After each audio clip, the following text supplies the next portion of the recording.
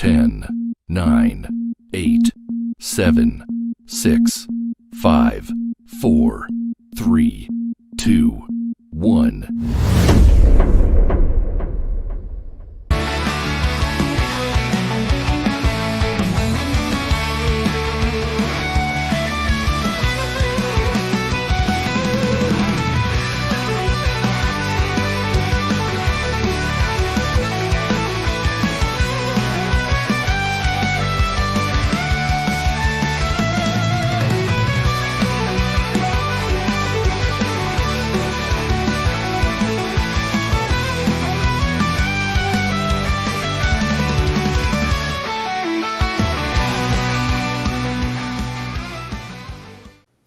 Well, good morning, good afternoon, good evening, good golly, Miss Molly. Welcome to that 70s rock fan. I think we're working today.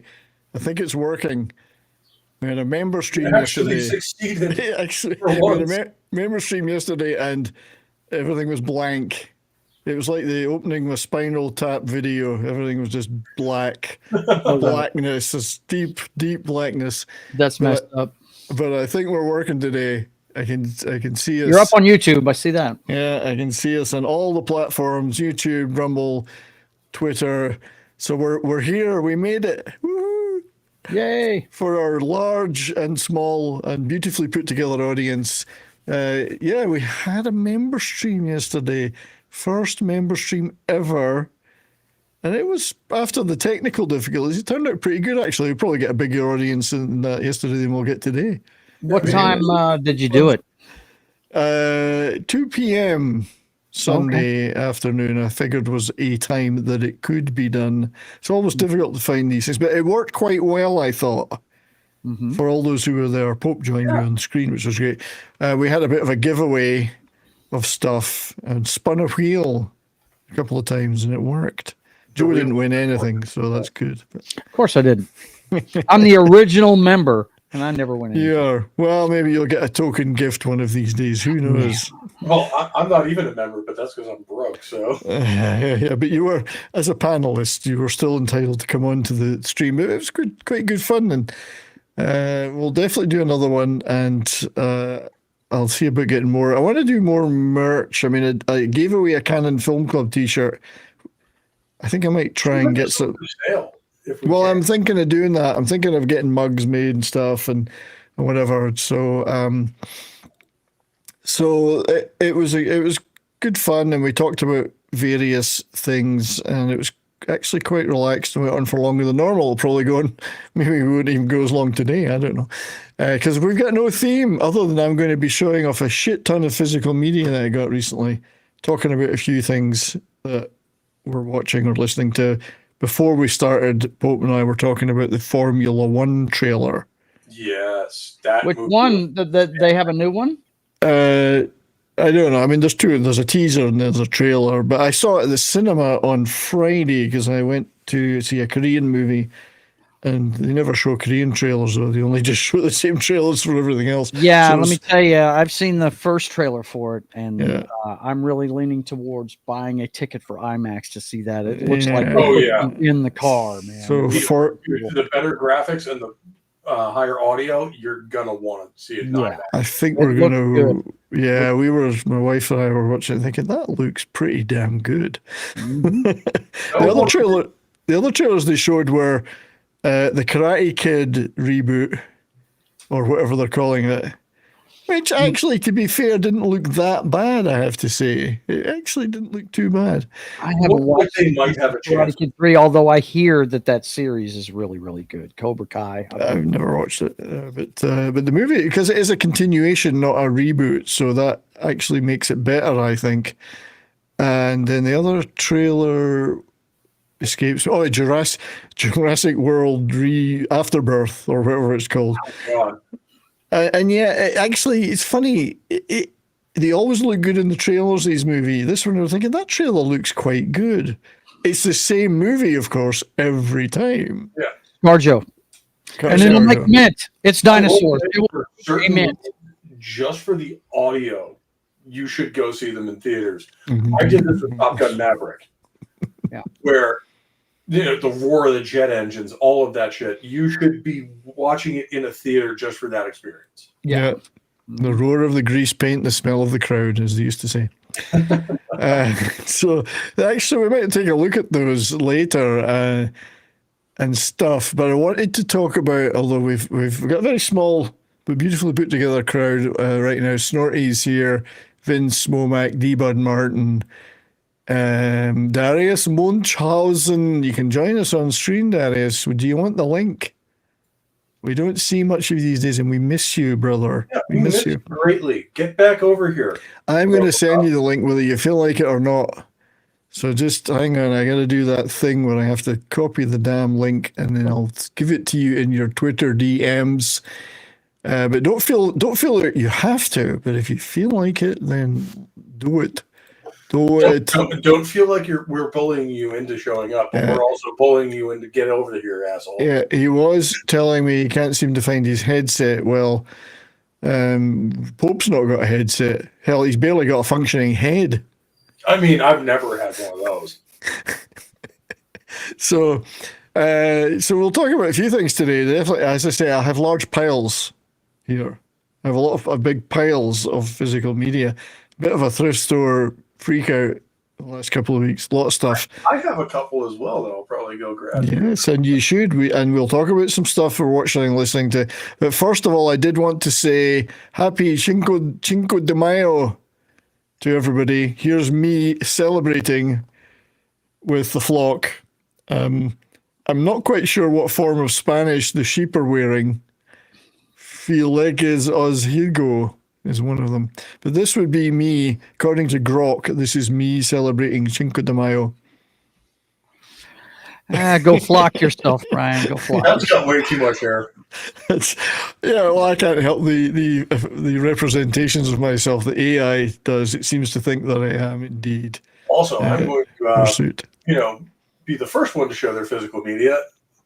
Right. Well, so let me hide this on stream, and then let me embiggen you. So the first piece. So pull back out a bit, as she said.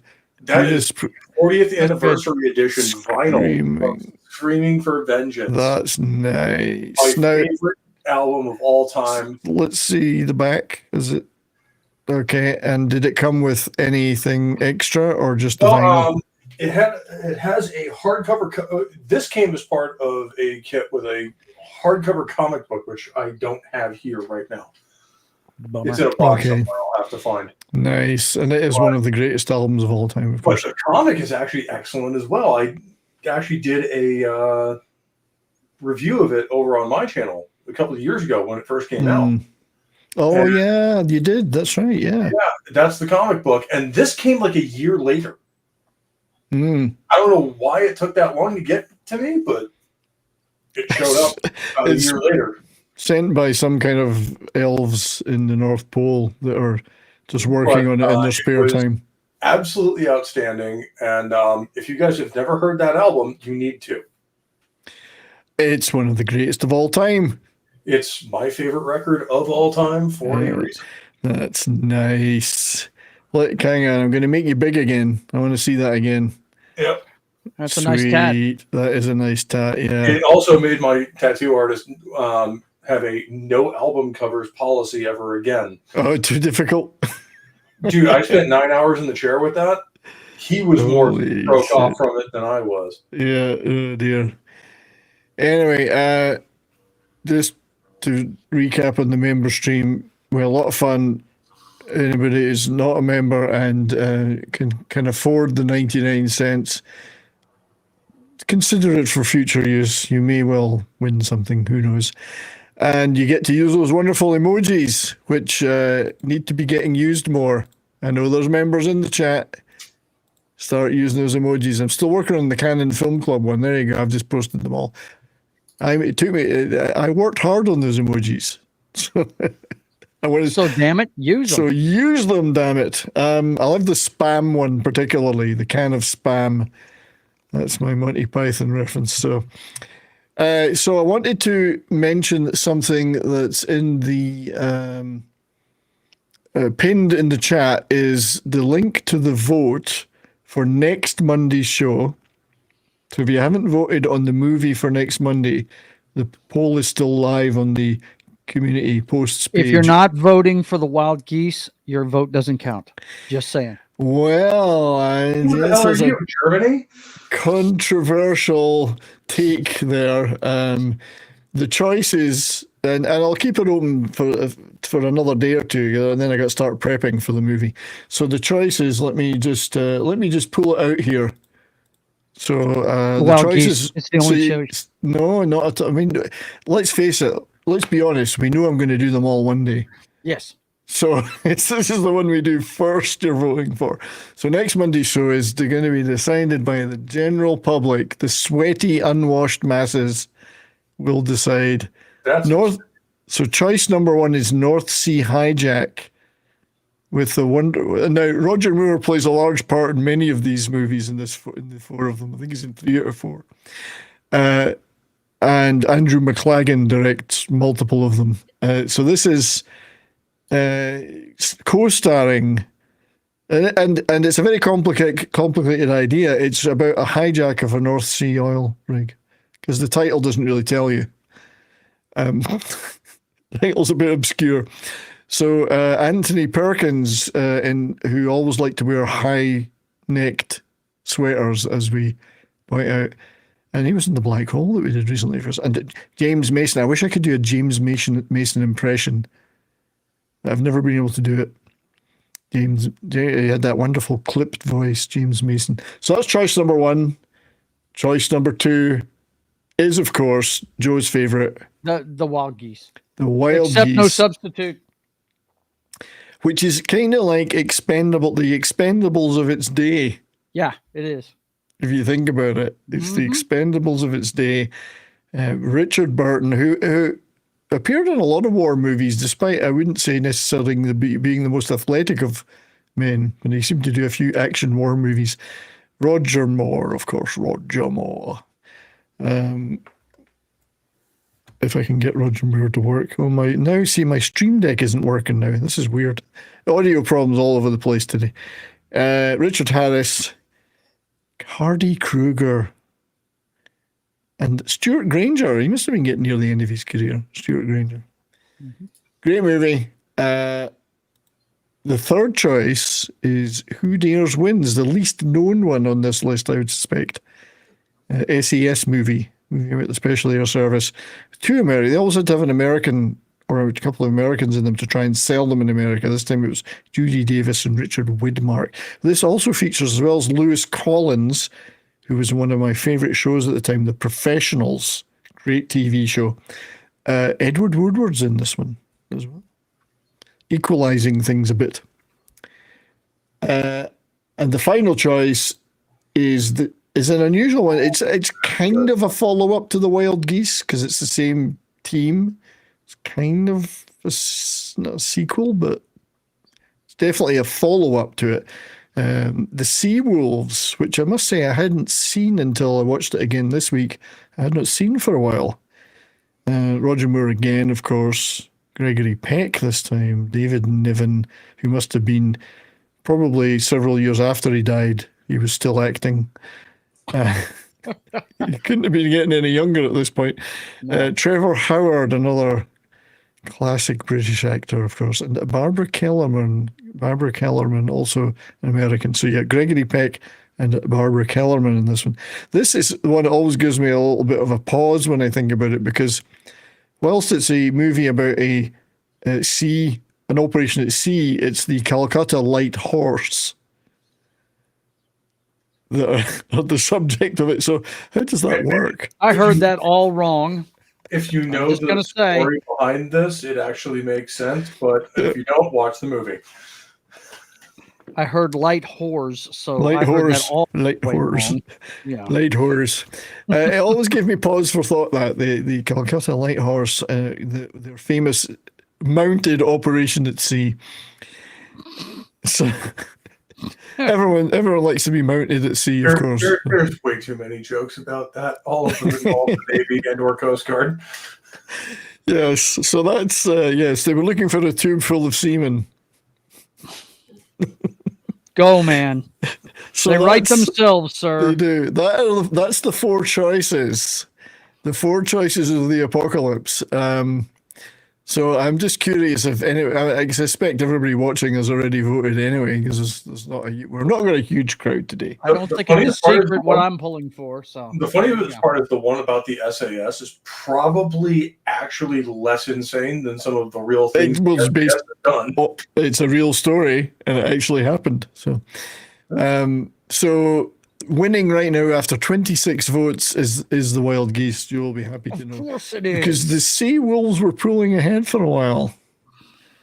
And it looks like it's between those two. It looks like it's between those two because North Sea Hijack and Who Dares Wins are way back. So, as I say, eventually we'll do all of them first. Hey, I mean, eventually you just have to put your thumb on those scales because otherwise, can we really get an accurate reporting of... I really need to fix it somehow. I want the Seawolves to win just to see if Joe's going to turn up. I'll turn up. I'll be here for whatever.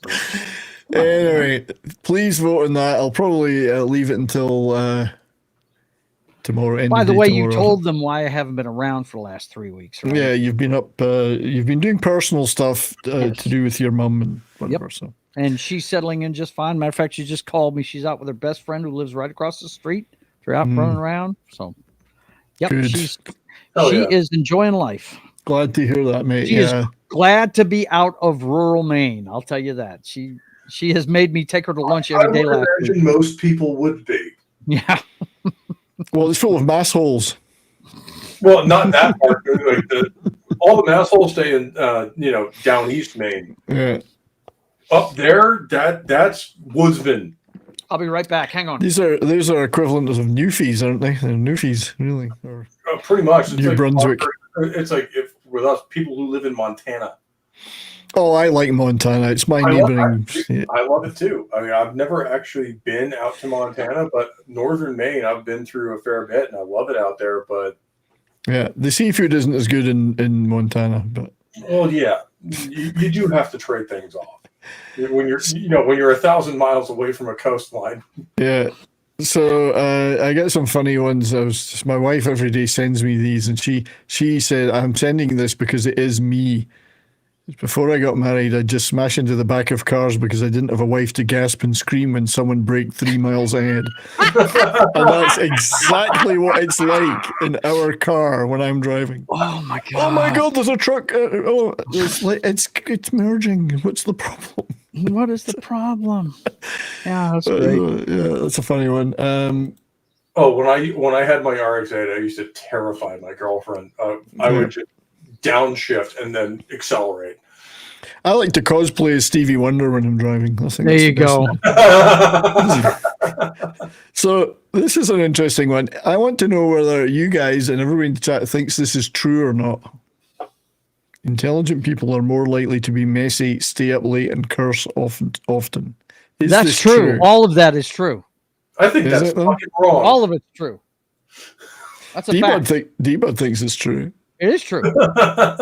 I would say that the second and third one possibly, but I don't think the messy one is true. I'm the smartest person I know, and that's true. I mean, that's been measured, and it's certifiably true that I am the smartest person. Look, I took pre-calculus in high school because I knew I wasn't going to have to pick up a book, and you don't want to see my desk.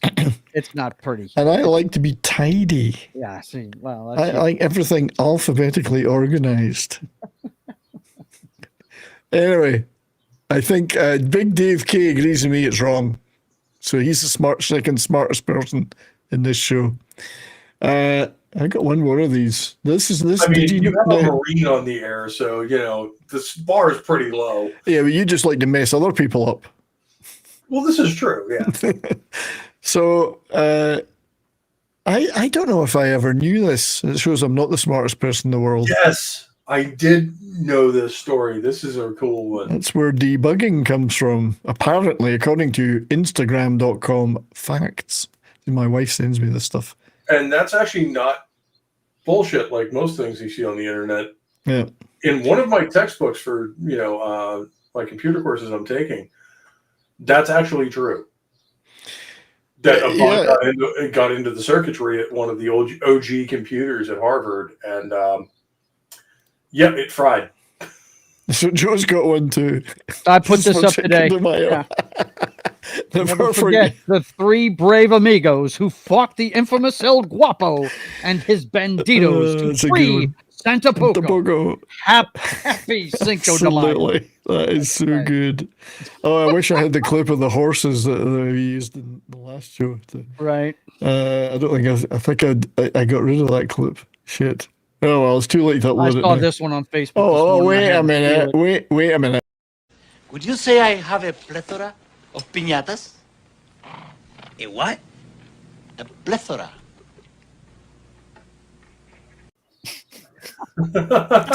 Happy Cinco de Mayo. You have a plethora. A plethora.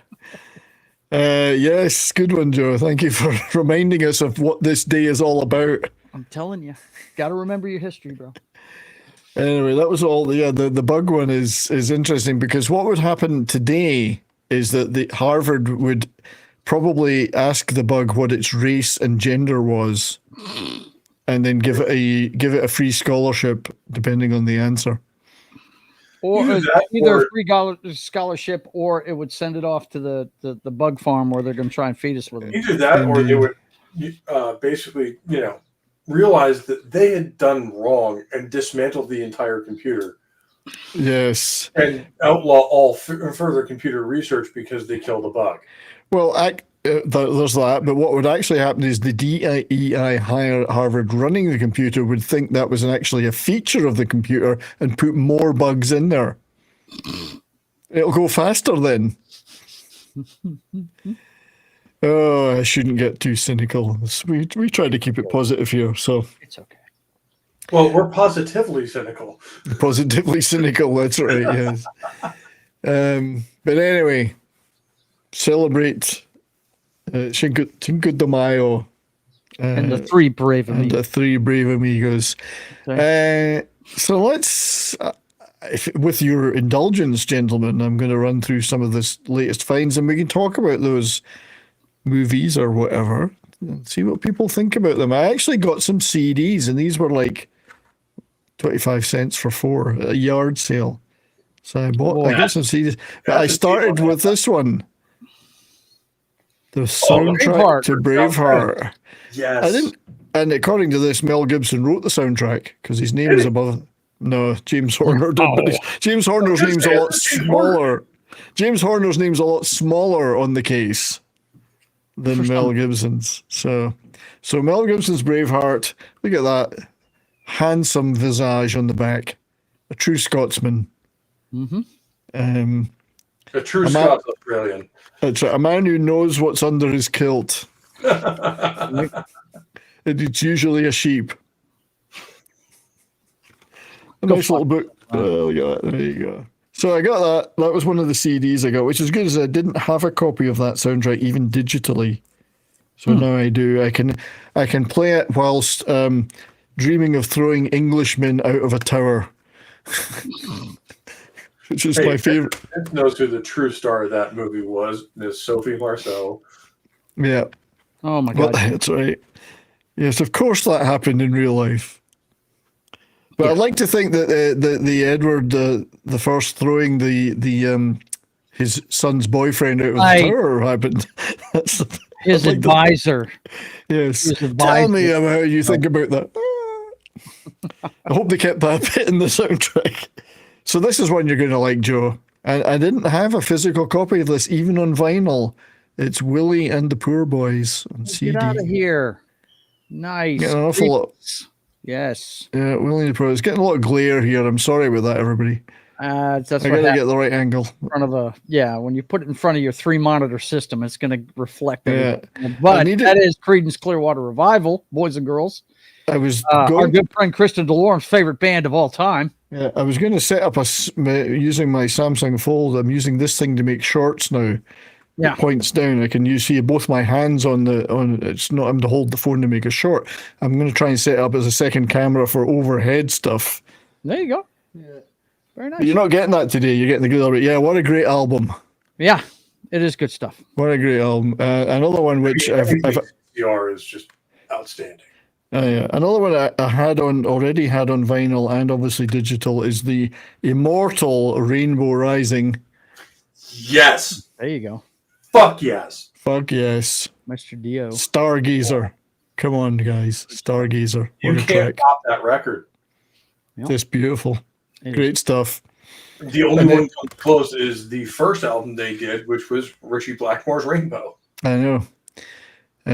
Well, the first three, actually, even the first four, even Down to Earth is a great album. Because I love the one that has Graham Bonnet on it is Down to Earth, almost as good.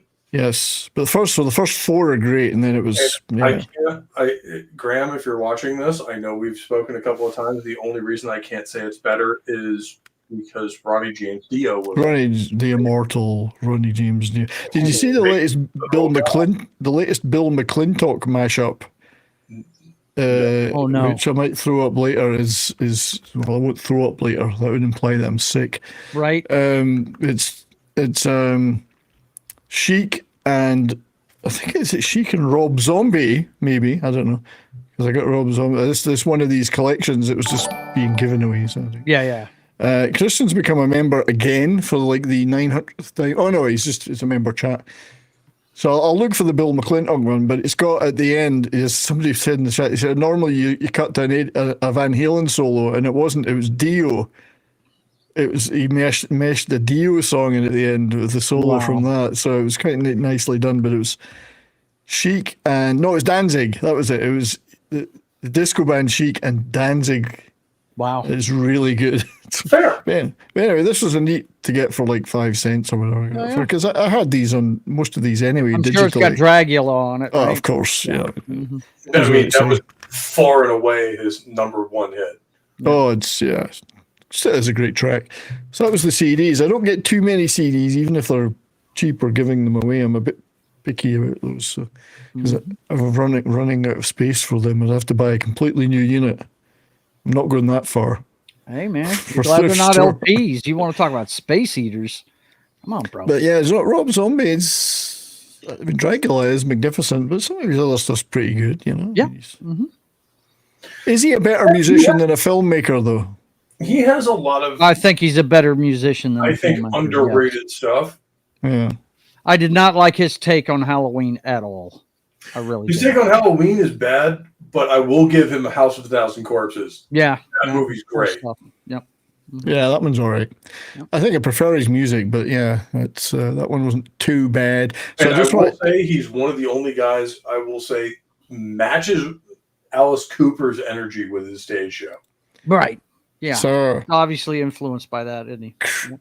Christian Delorme, who is such a good guy that he's a member of the channel twice, believe it or not. I don't know how he does that, but he did it. His 8 months of membership. Hey, have we really been going that long with these memberships? 8 months of membership. Sir. I just want to hear James Brown and Judas Priest. Don't we all? So for you, you shall ask and ye shall receive.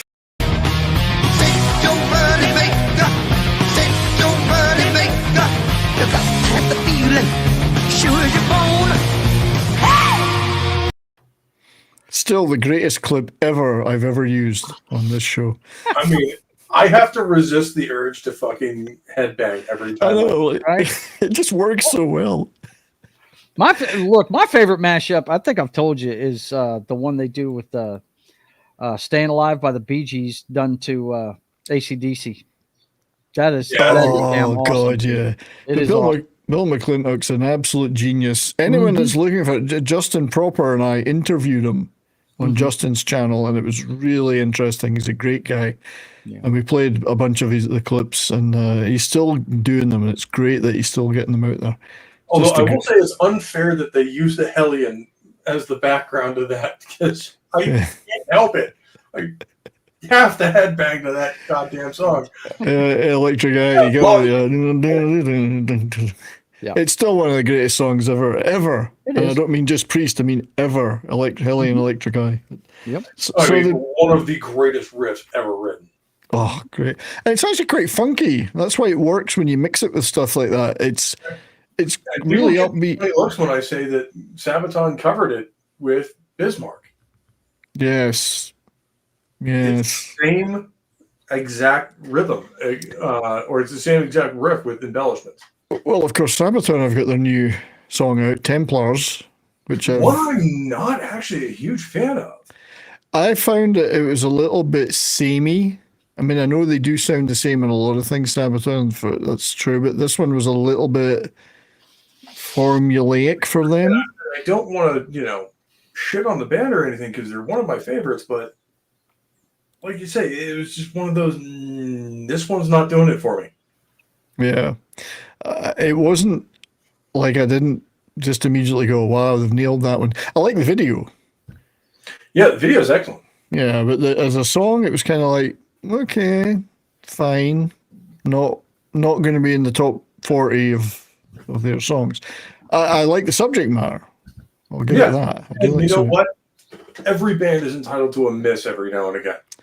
Yeah, and we'll see what they bring out. I think they're currently playing in South America right now, but there's still no North American tour plans yet, because I know they're doing the orchestral thing later in Europe. But Vince brought up the fact that he heard it for the first time on Midnight Mass. There you go. Congratulations. Yeah, it's just kind of uninspiring, I felt. I mean, I like the subject matter and I like the video, but the song itself... Yeah, it's just kind of there. Like, I would love if they did a song with like the energy of The Last Stand or something like that. It just didn't seem to have a hook to it, It was really didn't. I was waiting for that really big Sabaton hook in the lyrics or the chorus, and never got there. And I also love the sort of church choir backing vocals. They've done that a few times now. They've done that on their last 3 albums. Yeah. So and it's just like, I get it. Like for certain songs like Templars or The Last Stand or something like that, it works. Because it should sound like God is on our side. We are charging the enemy. Yeah.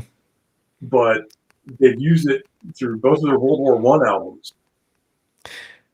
Just while we were on the subject of war, I think today might have been the 80th anniversary of the Battle of the Atlantic. I think that would mean the end of the Battle of the Atlantic. I mean, that would have to be the end of the Battle of the Atlantic. Yeah, and in September of '39. And the 80th anniversary of the liberation of Holland was today. So I think aren't they doing? They've started a week-long celebration of VE. Yeah, right now, VE, the flyovers in Britain and stuff. Yeah, so it's all, so worth remembering that. And once again, R.I.P. to those brave people who freed Europe. Let's hope they don't have to do it again. And one of my grandfathers was one of them. Yes, well, my uncles were there. My father. We never knew what my grandfather did during the war. We just knew he served in the U.S. Army. We just know there's an awful lot of people about 80 years old or 79 years old running around Europe looking like you, Pope. Well, the funny part is we never knew what he did, and then he never talked about it. But after he died, one of my relatives looked up his service record because he went to VA and could see that.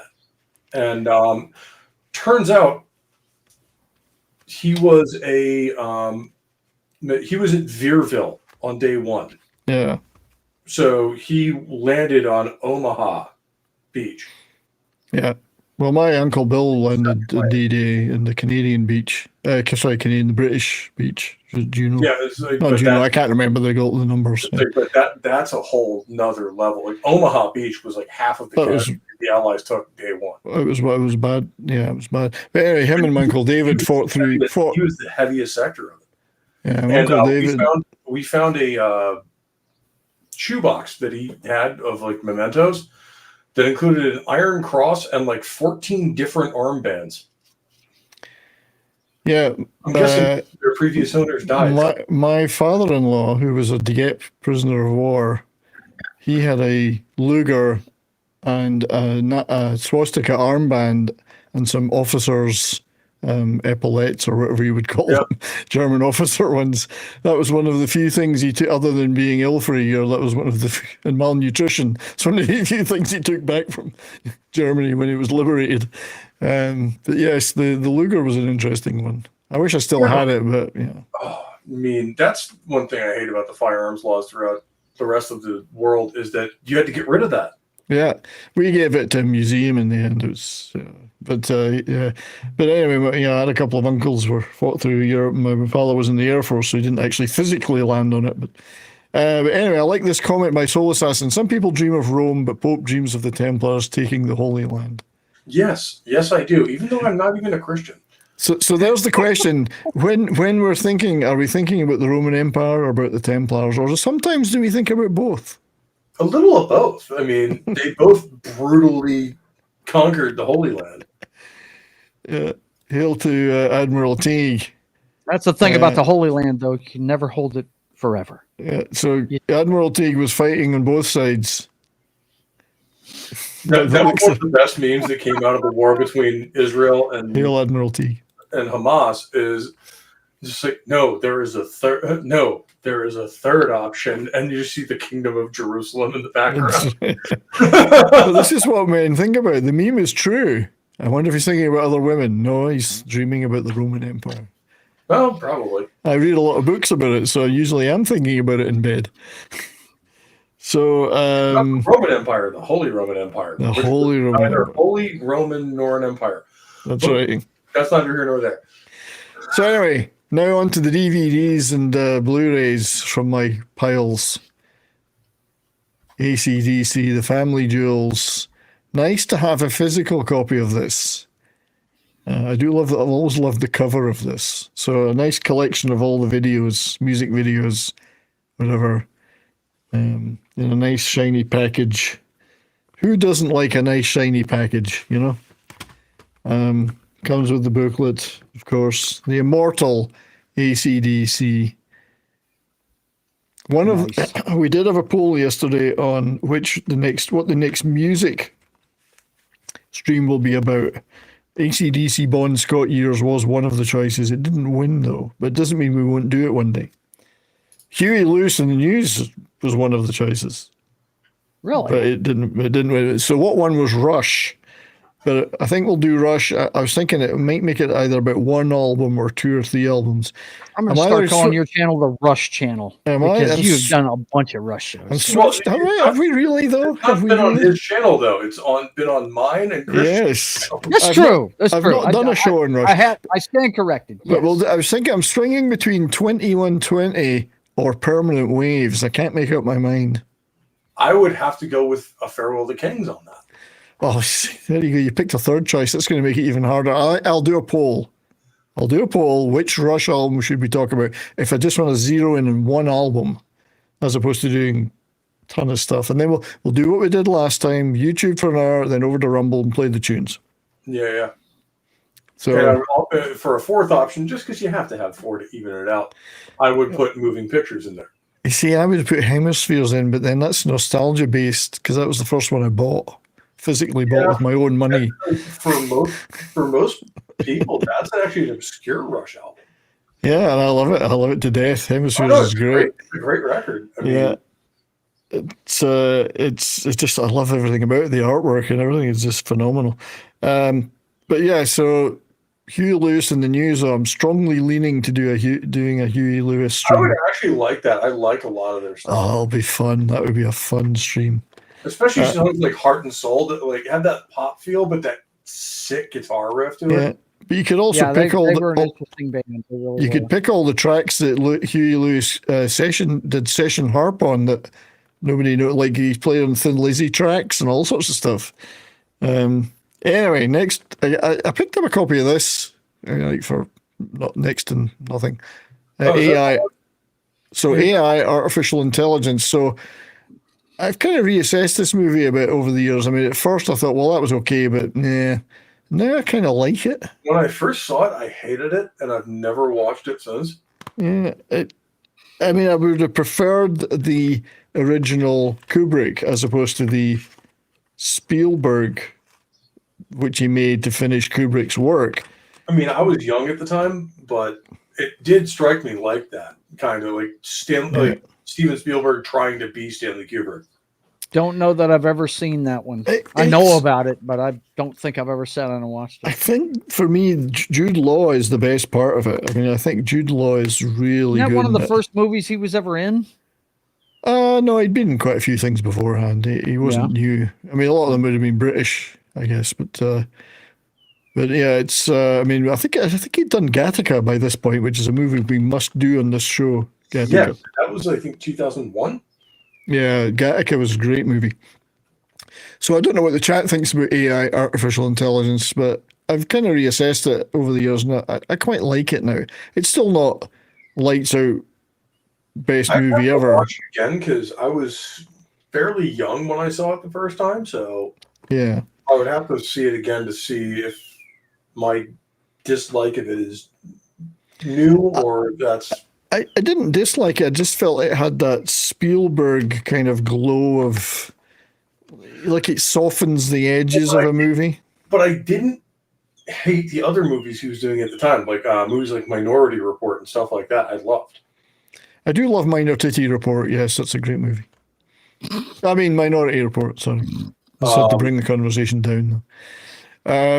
Minority Report is a great movie, but not as good as Edge of Tomorrow.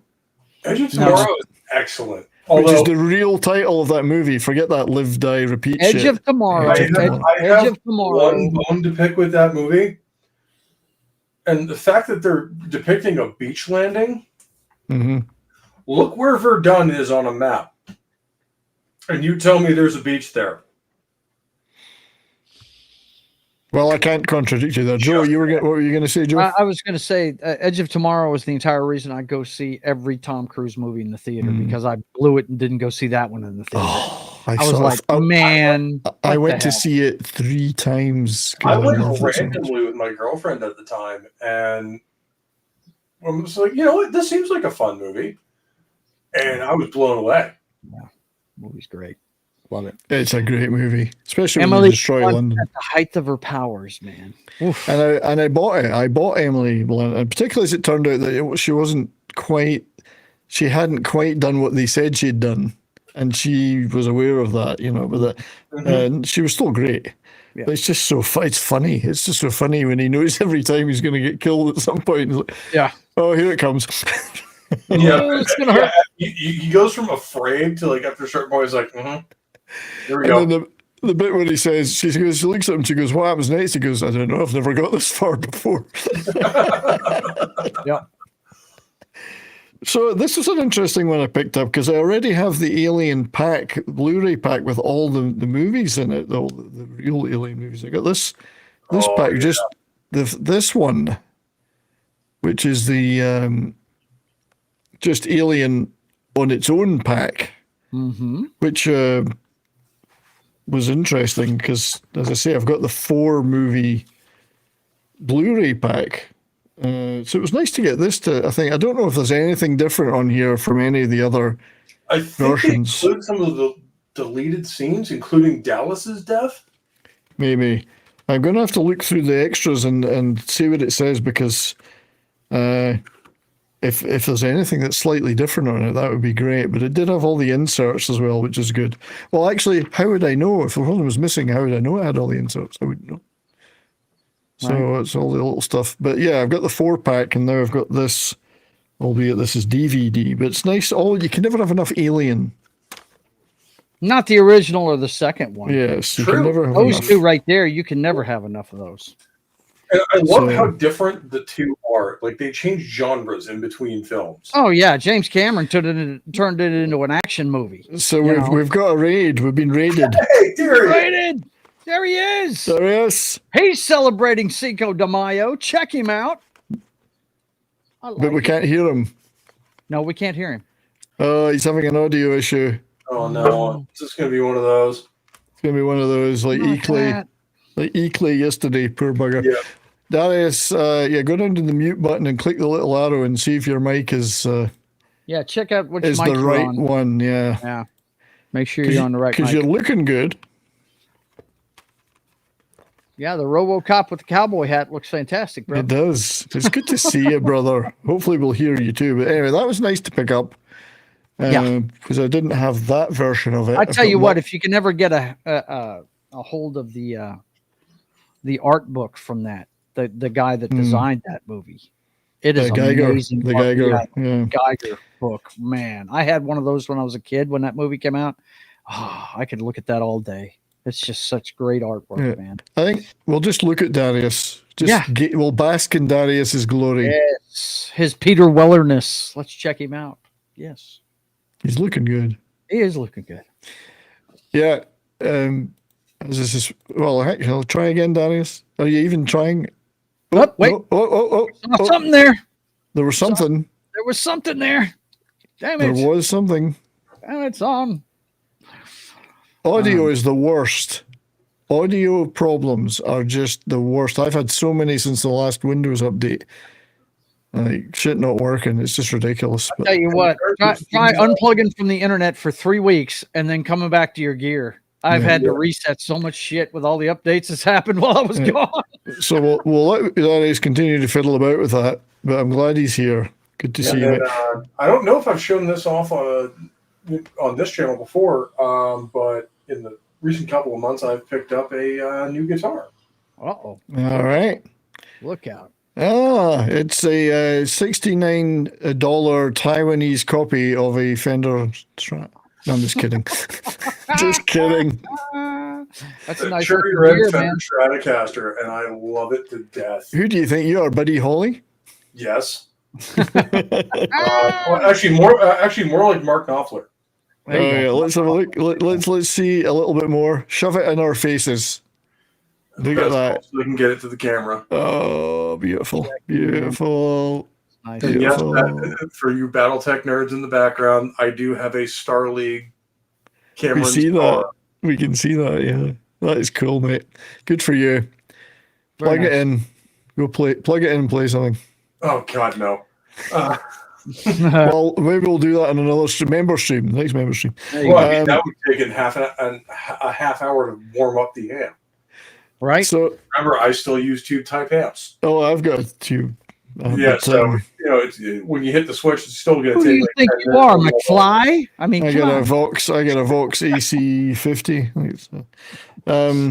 have a full Marshall that I love to death. Speaking of Jude Law and speaking of large tubes full of semen, I have Black Sea. Okay. So, anybody like this movie? I like this movie. Never heard of it. I remember that movie, I think. Yeah. Never heard of it. I remember it being pretty decent. I like it. I don't know about the chat, what they think, but I like it. I can't remember. Oh, it was a Kevin MacDonald, of course. Good Scotsman. Kevin MacDonald directed. Who else was in it? Scoot McNeely. I like Scoot McNeely. He's good. Ben Mendelsohn. Australian. David Thriffle. Yeah, it's actually a really good thriller. If you've never seen it, anybody. Black Sea. Well worth it. Yeah. Undersea thrillers. Submarines. Nuclear weapons. You know all what, that when shit. you put your glasses on, I just remembered, how mad is Brahma at you after Game 7? Well, so as luck would have it, Bourbon and Boarding started 15 minutes after that Game 7 ended. Oh, no. Right, so first of all, we didn't do a watch party because it was just going to be too fraught and tense. Yeah. And Little then overtime, I would think so. So, well, no, there was no overtime. This was the thing. The Stars won it in regulation. I must be thinking about another game. Okay. So those are, I'm sure everybody was paying Blues attention. I'm thinking of. I'm sure everyone was there. That was like 1.6 seconds the Jets equalized in regulation and then won it in double overtime. But the Stars, games in Dallas, it's Game 7, third period, Colorado go 2-0 up. And I'm suicidal and think this is just terrible. And the Stars were not playing all that well. And then Rantanen scores a goal, makes it 2-1, 13 minutes left. And then Rantanen scores a second goal, he ties it up. And then 4 minutes or so to go, Johnson scores a third goal. And then with 2 seconds left, Rantanen gets the hat trick. And I just let's say Brahma was salty, if we could put it that way. Gotcha. So we did the show, and I was thinking, is he going to turn up? Is he going to turn up? Of course. He's an adult, though. He handled that. I tried not to gloat or rub it in too much. But well, I'm sure he was complaining about his team, not really the stars, right? He was complaining a little bit with the refs, but I was actually at the game in 2013, Game 7, Bruins versus Leafs. Mm-hmm. Yeah. They were up 3-1 with 10 minutes left in the game. This shit happens. Went on to tie it and then win it in overtime. So yeah, Rantanen got a hat trick in the third period, which is the first. I think it might be the first time they were saying it was the first time in the NHL history a guy had scored a hat trick in the third period of a Game 7.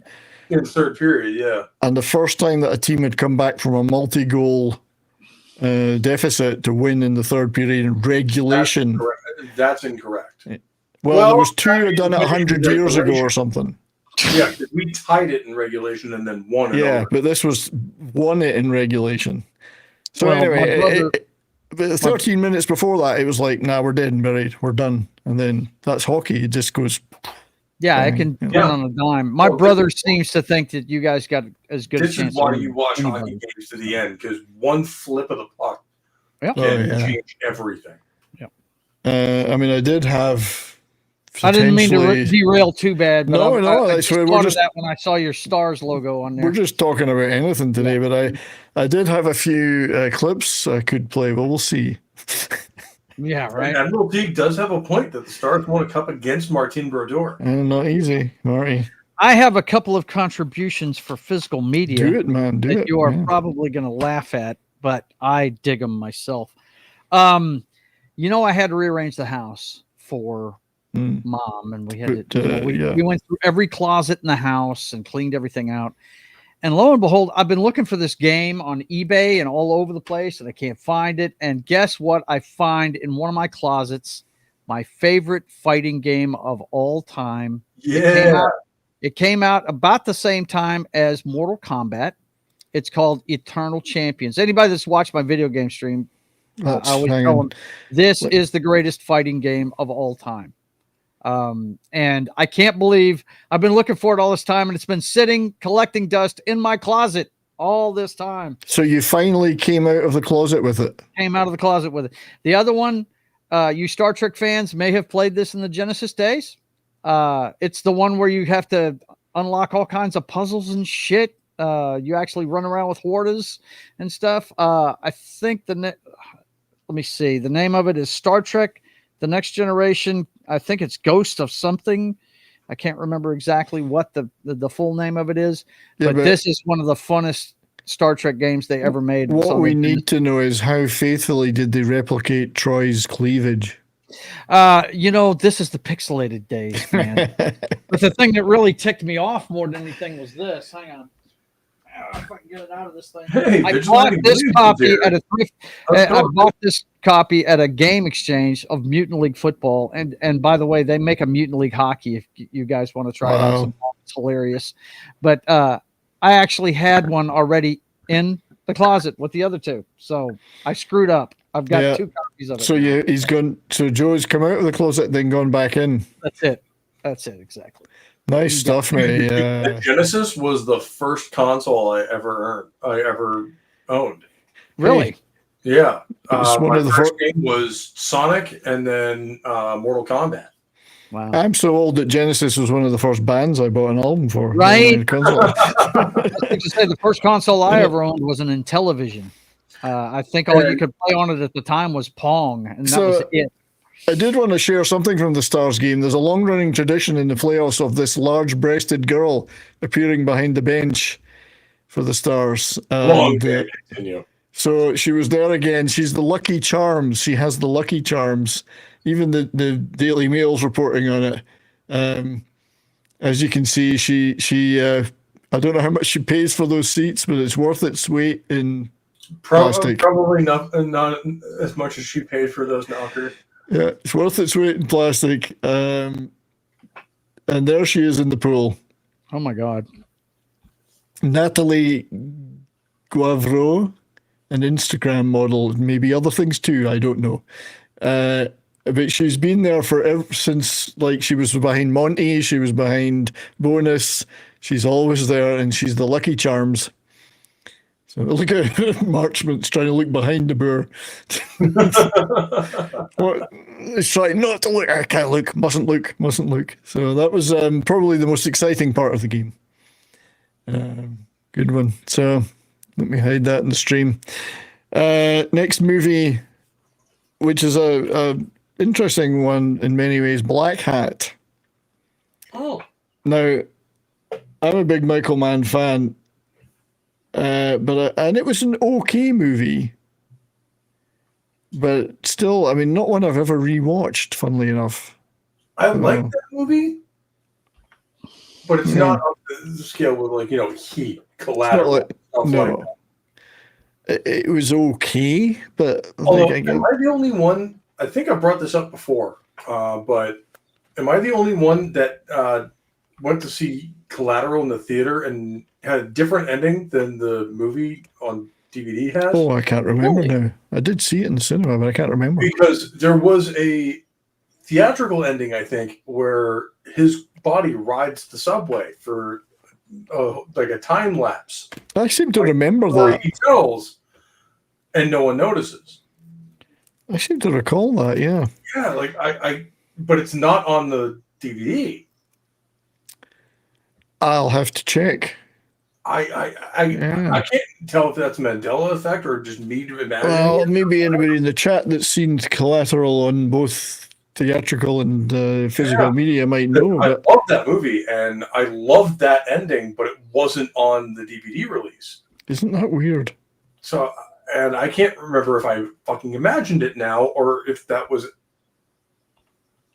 I don't know. Actually, a thing. I'm going to have to check on that because I've only seen it in this. Obviously, only saw it in the cinema once, and that was what 20. How long ago was that? 25 years ago. I've only seen it once. I thought it was a great movie, and I don't even remember how it ended. So no, Joe. 2010.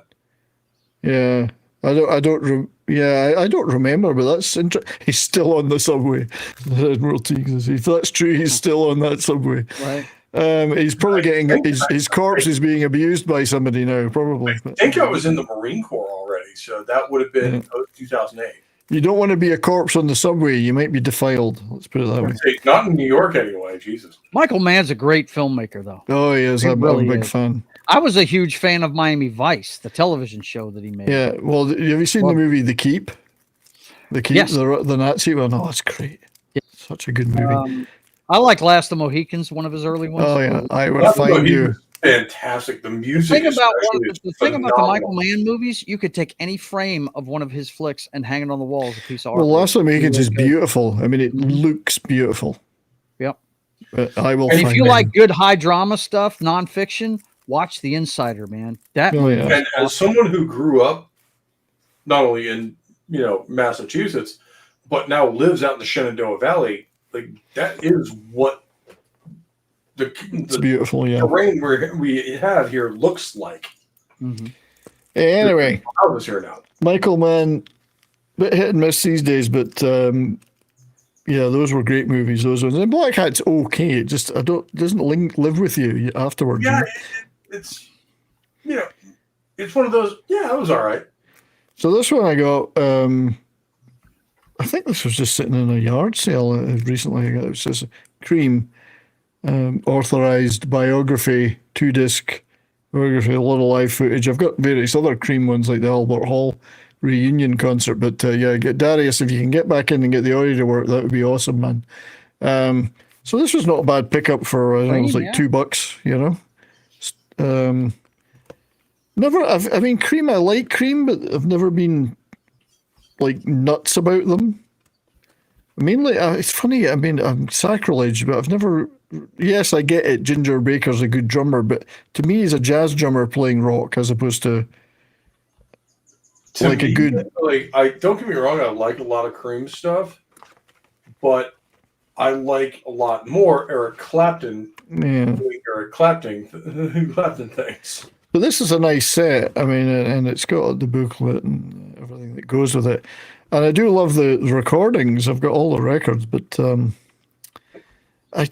don't know. I just didn't quite make it for me for various reasons. This is quite a good one. I like that one. One of the things that disappointed me greatly about Cream was when I found out that, the main guitar solo in Layla was not actually Eric Clapton. Well, it's Dwayne Allman. Yeah. That was just oh. Yeah. So I'm not dissing them. They're still magnificent acts with three great musicians. They're still great musicians, and Eric was still a great guitar player. It's Ginger Baker for me. I've never been a huge Ginger Baker fan. I don't know what it is, but it's just something about that didn't work, and maybe that's why he was always arguing with Jack Bruce. I don't know. Famously, Jack Bruce is also an excellent bass player. Oh, superb! Yeah, I mean, and he was one of the first fretless guys. Yeah, actually, I think he might have started it. Yeah, I don't know, but he was certainly one of the first that right at the beginning of that whole fretless movement. Yeah. So I've also got Pope's favorite movie now, Dallas Buyers Club. Oh no!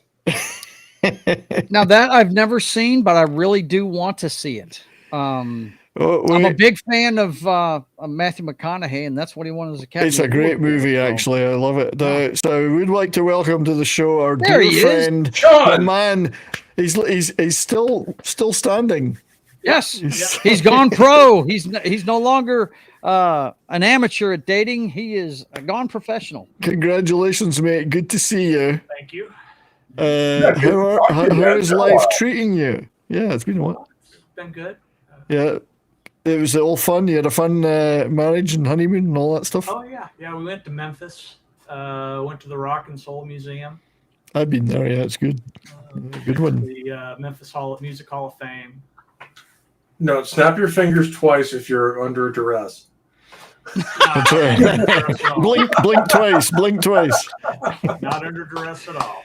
I must say, you look very well, sir, and it's great to see you back in here with us. Thank you for joining, and I'm very pleased it all went very well for you. Thanks. And you're having fun. And I do want you to tell us, you can do it now or do it later, about your Kickstarter. Oh, yeah. So tell us all about your Kickstarter. Well, I have, if you play D&D, any flavor, doesn't matter. I have a source book that I'm trying to kickstart that is all legendary items and artifacts and relics based on heavy metal songs and bands. Wow. Yes. That's what I'm talking about. I'm just going to see if I can call it up on the screen. So keep talking while I'm trying to do that. Called the Iron Codex. The Kickstarter has a sample draft item. It's not, it's not fully flushed out yet, but you can at least see. You want me to share it? I've got it, Brian. You got it, mate. Yeah. Yeah. Hang on. Yeah. Let's get that up on the screen. Sure. Vince put it in the chat over on Rumble. Right. There's a link over there, guys. There's a link on the Rumble side. Vince has put it into. So let's show. There we go. The Iron Codex. Yep. Cool.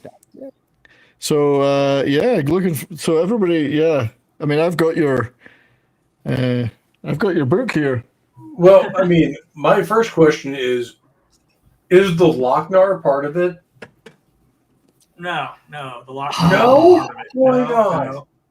Because I was keeping it strictly to music and bands, not I didn't go into the heavy metal movie.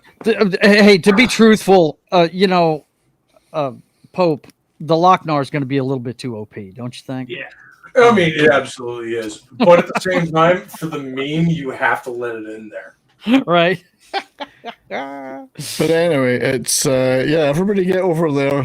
Links. The link is in the Rumble side. Vince has put it in there. And we'll need to put it in the YouTube side. I'll get that for you. Yeah.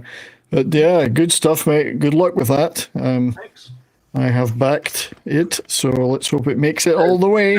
That's outstanding. I'll probably be throwing my weight behind it as soon as we get off air here. Even if it doesn't go through, it'll eventually show up on RPG now. Okay, cool. It's in the private chat, Brian. You can put it in the. All right, I'll do that. Let me just. I'm not a wrench on your channel, so. What? I don't know why. Well, I don't want to be a wrench. I'm making the final pass through for making sure everything is tight and ready to go, and putting in sidebars with NPCs and extra lore and stuff like that. Nice. Cool, Good luck, mate. Yeah, good to like to support guys that are trying to do creative stuff in our community. So good stuff, mate. And as I say, I got the Tomb of Thunder here, which was an awesome The Tube of Thunder? The Tube of Thunder. That was Black Sea, wasn't it? The Tube of Thunder. I gotta hide that in the stream. There we go. But thanks for joining us, mate. Yes, Tomb of Thunder. I'll show you that again. This is John's book. I thought that. Well, one of his books. There's two books. I thought that came from a land down under. It did. And Chunder, where women roar and men chunder. So yeah, that's the Tomb of Thunder, and I think there was a prequel to that too, wasn't there? Yes, yeah. Called Thunder's Odyssey.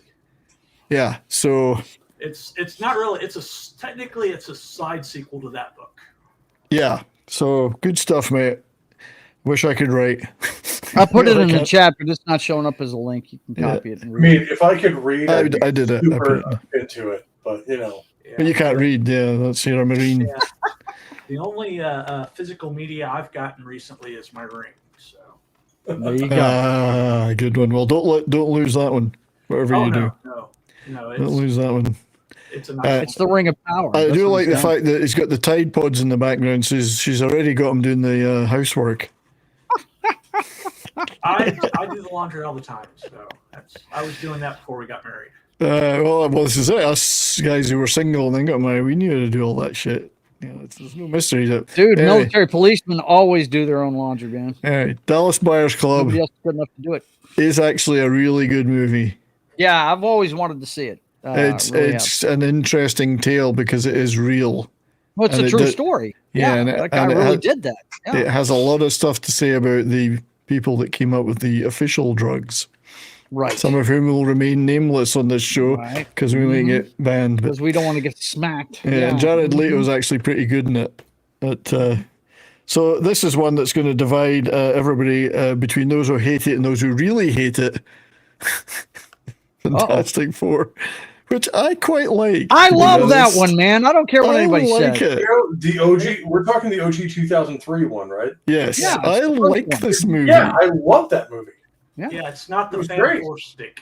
Yes, this one is actually pretty good, I think. And I'm the youngest one here. Who else remembers the Fantastic Four cartoon that predated that? Yeah. I see. I didn't watch a lot of that stuff. I don't remember watching it. No, but I've seen bits of it on YouTube and whatever. But Fantastic Four used to have a show, and Iron Man also used to have its own. Yeah, but this is it. They have since the '60s, though. So yeah, that they've been doing. I'm not sure that isn't even my second copy of this movie. Yeah, I think it might be. But yeah, it's a good movie. I enjoyed it. I like both of I like that one, and I like the Silver Surfer one. I just think they screwed up Galactus in it. I mean, him being a cloud monster. That's pretty much all they fucked up was Galactus, which unfortunately is a big mistake. I'm willing to bet it's better than what's coming out now, but I don't know. We'll see. Makes a really good that was 15 years ago. We didn't know what retardation people would come out with in the next decade. Sorry, what were you saying, John? I said Ian Gutfeld made a really good Reed Richards. All right, yeah. Even if I can't pronounce his name. Mr. Titanic? I always call him Mr. Titanic because he was the guy fishing for bodies at the end. He must be Welsh because I can't pronounce his name. Yeah. But he did good as Reed Richards. I agree. He did. I thought the cast was pretty damn good in that one. Absolutely. So you can't get anybody prettier than Jessica Alba at the time. My God, man. Nope. So generally speaking, I'm a bit of a David Fincher fan for a lot of his movies, and I got a copy of Gone Girl. Okay. Which is one of Ben Affleck's better movies, I guess I'd say. Rosamund Pike. I quite like Rosamund Pike as well. Although she's not someone you would want to sleep with in this movie. No. But It's a pretty damn good movie, David Fincher. I got this for 25 cents, so I thought, hell, to hell with it. I'm getting it. So it's not a bad movie. I don't know what everybody else thinks about it, but... you know what? I remember seeing it, and it wasn't bad. Yeah, it's a pretty good thriller. My daughter raves about it to me, and I have never sat down and watched it. Yeah, but Rosamund Pike, I hear it's great. She's something else in it, Rosamund Pike. Although my ex knew how to sell these things to me. She told me Rosamund Pike was in this movie, and then I went to see it. Mm-hmm. Yeah, I like her. Trent Reznor did the music for it. So Gone Girl. That's a mark against it.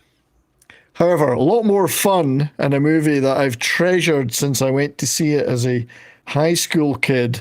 For those of you who are this one. For those of you who are more sensitive. Yes, hell yeah, Grease. So get a rant about Trent Reznor. I dare you. You will never like me again. Well, what do you mean again? Every time people tell me they don't like musicals, I'm like, watch Grease. I love you like that Grease to death. I despise musicals, and I still love Grease. Grease is just awesome. It's got everything a teenage rock and roll high school movie should have. Grease is the 50s, man. That's what it is. Better 50s it is the 50s movie from beginning to end. It's awesome. Is American Graffiti. Mm-hmm. Yeah, I've got that too. But I saw this at the cinema in my hometown when it still had a cinema, and I was in high school. Mm-hmm. And I thought, I wish that was my high school, not the shitty Scottish high school I was in. And it's got that LA River. Well, it was California, right? They have the race in the friggin' riverbed and everything. Yeah, that was in LA. This is the Rock and Ride L edition. I don't know, but and even the music to this day, I can find myself humming those songs occasionally. Oh man, come on! The entrance, that song, was it Frankie Valli did the opening number? He did, yeah. Oh my written God. by Barry Gibb. When that hits, you just want to get up out of your seat and dance, man. It's awesome. It was written by Barry Gibb, that one, yeah. We did the musical in high school. So did you? Yeah. All right. Which part did you play? I didn't. I was on the crew. Oh, all right. Okay. There you go. But I've always loved Grease. I don't care what anybody says. It's awesome. Grease is awesome, man.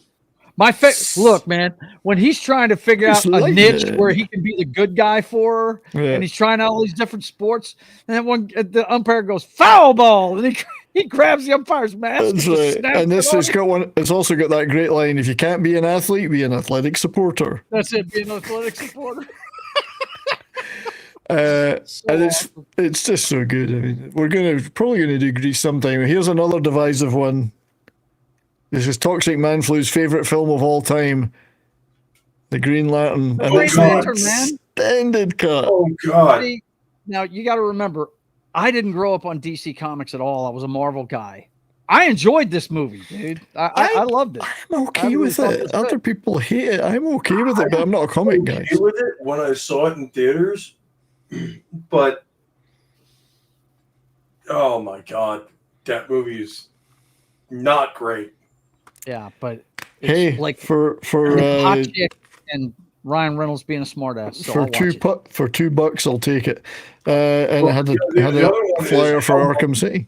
Is how much that that Ryan Reynolds himself makes fun of that movie. Yeah, in Deadpool.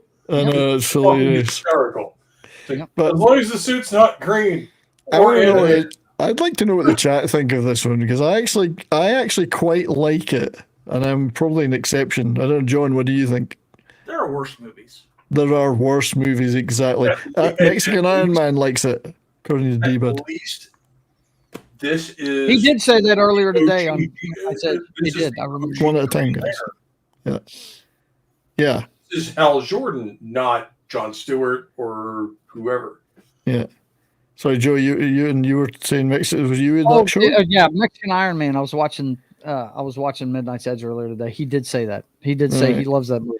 So I don't know if he's being sarcastic. I don't think he was, because he said over and over again he digs that movie. But Pope, you're a comic guy. I mean, is it accurate? I'm a comic guy. I just love Green Lantern. Right. Okay. Yeah. Because I like it, and I'll stand by that. I mean, it's not the greatest movie I've ever seen, but no, I mean, it's decent, and at least it's Hal Jordan, the original GL, not one of his successors that DC has.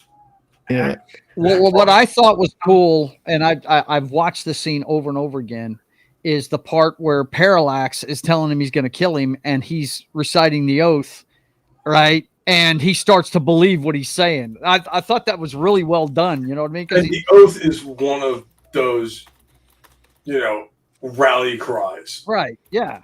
But when he first starts saying it, he's scared to death. You can tell. And by the time he's done saying it, he believes in it, and he's starting to kick his ass. Well, but it's almost a mantra of. It's almost like a Buddhist chant of concentrating on a single thing until you can achieve it. Mm-hmm. You know what I mean? Anyway, like just focusing everything onto that point, and then you can go off. Actually, I was going to be that guy and point out that Hal Jordan isn't the first Green Lantern. Alan Scott was. Yeah. Yeah, you're right. See, I knew somebody would be that guy, and you are that guy, and I'm glad you're that guy because I don't know those things. I don't know that stuff. So, well, good for you, mate. That might not be one of the greatest movies ever made, but this is. Oh yeah. Yes. Oh yeah. Yes. Physical copy. One of the 3 midnight movies we used to go see all the time when I was in high school. It was either that, The Warriors, or Rocky Horror Picture Show. Yeah. What a trio. Yeah, but this, I obviously I had this in digital, but I've never actually owned a physical copy of this movie. Yes, it's just a DVD. All 3 of those have killer soundtracks. Yeah. It's probably the best soundtrack of any movie. Yeah, it's brilliant. The only one I'd put up against it is The Highlander. I was just listening to Kind of Magic the other day, the Queen album, which has got all those songs in it, and I thought, how good is that album? And it's just so freaking good. Mm-hmm. It's even got a $50 Rogers gift card. Tell it's Canadian. You can tell it's Canadian, Rogers. So the disc is just a bare bones disc, but because we did Rock and Roll last week. I'm still mad about missing that one because really good movie. That soundtrack is really good too, and it's written for the movie.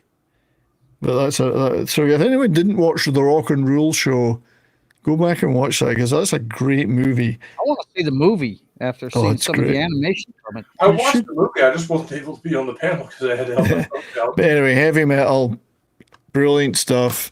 I got a VHS. I have this thing where I collect Canon Films VHSs or Chuck Norris or Charles Bronson VHSs. So I got The Hero and the Terror on VHS for 10 cents or something. Nice. Hero and the Terror. There you go. So what can you? I mean, they might not play, and they might play. I don't know. The tape, it's still there. It looks okay. I'll have to try it, but it looks good on away from it. It looks good on the shelf with all the other Canon stuff. So the great Steve James as well. So Hero and the Terror, a movie we'll definitely be doing on Canon Film Club soon. I have a sealed copy here now on Blu-ray of Invaders from Mars, the Tobe Hooper Invaders from Mars. Thoughts? Anybody that's seen this? Invaders from Mars? Yeah, you know what? What was I watching the other day? NCIS, and Timothy Bottoms was on an episode. Yeah. And I immediately thought of that movie. Yeah. Another Canon Films movie. Mm-hmm.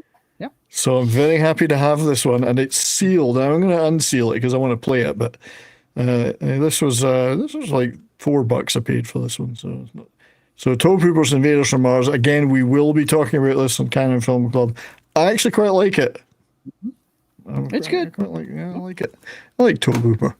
We're sticking with the Canon stuff, and this one's got a horrible Walmart sticker I can't get off, but it's the Missing in Action triple pack.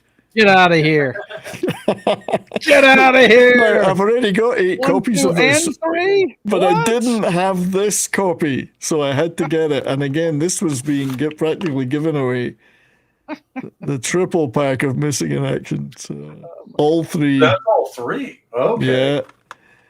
That's awesome. So Very happy to pick up a physical copy of this physical copy of them. There are only 2 discs, though, so 2 of them are crammed onto 1 disc. Wow. But come on. You're finally watching the Blues Brothers. You are in for a treat. Oh, Yeah. The Blues Brothers, one of the greatest movies ever made. At the time. Just a little caveat. At the time, the most expensive movie ever made. There's a mall scene in there. They actually bought the entire mall and its contents just to shoot in it. Yeah. So this is This is an interesting one, and I can't say I'm a big fan of Miyazaki or Ghibli or any of that, but I was very pleased to get this. This is Spirited Away. Not one of my favorite Studio Ghibli movies, but the art style is fucking amazing. Yeah, this was $1.99, and I'm very happy to get a copy of it, physical copy of it. If you had to ask me what my favorite Miyazaki film, it would probably be Howl's Moving Castle.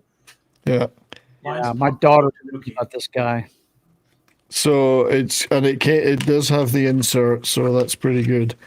Although I will say, despite the name, Kiki's Delivery Service is excellent. Lots of extras in this one too. So this is the kind of thing I'm looking for when I'm out in thrift stores, is what can I find that's a little bit different from the average stuff that gets dumped in there. Yeah. This one is in my local thrift stores. Very happy to get that. Maybe I'll appreciate it more sitting down watching it on the DVD player. I'm not against it. I liked it, but it's never been my thing. And Big Dave K, Princess Mononoke is another pretty great one. Yeah. So Studio Giblets, I pronounce it, but that's giblets. So these were interesting. These were actually a little more expensive. These were $5 each. I got them in a different thrift store. I got season 1 and 2 of Enterprise on Blu-ray. Underrated series. $5 each.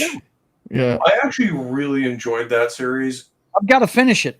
I enjoyed episode 1, particularly one section of it. Yeah, I know the one you're talking about, you dirty old man.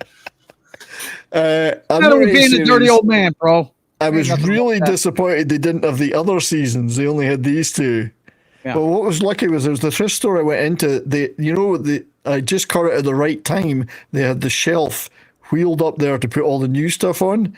So I immediately grabbed the trolley and I started looking through everything before they go on the shelves. Before they got on the shelf, yeah. And these were sitting in the trolley. I went, I'll have those.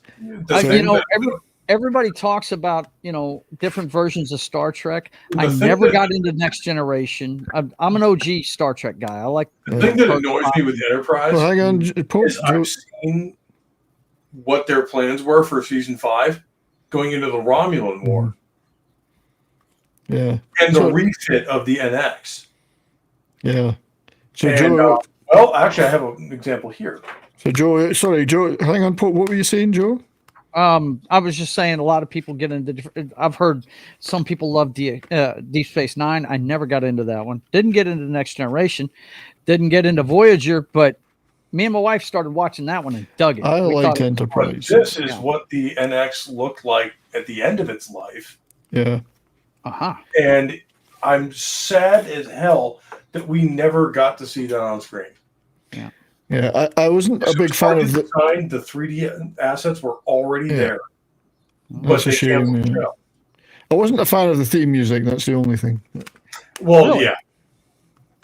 However, I was so pleased to get those, and now I need to get the other seasons. Rod Stewart. I know you like him. No, it wasn't Rod Stewart. No, that's not Russell Rod Watson. Stewart. Russell Watson, wasn't it? Yep. Rod would have done a great job of it, because it would have been like this. Right. Smoky voice. So on the same trolley were these bangers, which I got for, again, $5 each. The entire seasons 1 to 5 of Stargate Atlantis on Blu-ray. Oh, nice. That's, I think, every season of Stargate Atlantis. Didn't they do 5? It's every season at $5 each. All complete. That's a deal, because that show's fantastic. Joseph Malozzi liked me posting that on Twitter. So this is really good. I'm so glad I get to get this. There's season 5. It's good. It's only Atlantis, not SG1. That'd be $50. Yeah. Sorry, John, you were. So that's where Jason Momoa got his start. That's right. Yeah. Well, there he is, right there. Yeah. He's Ronin.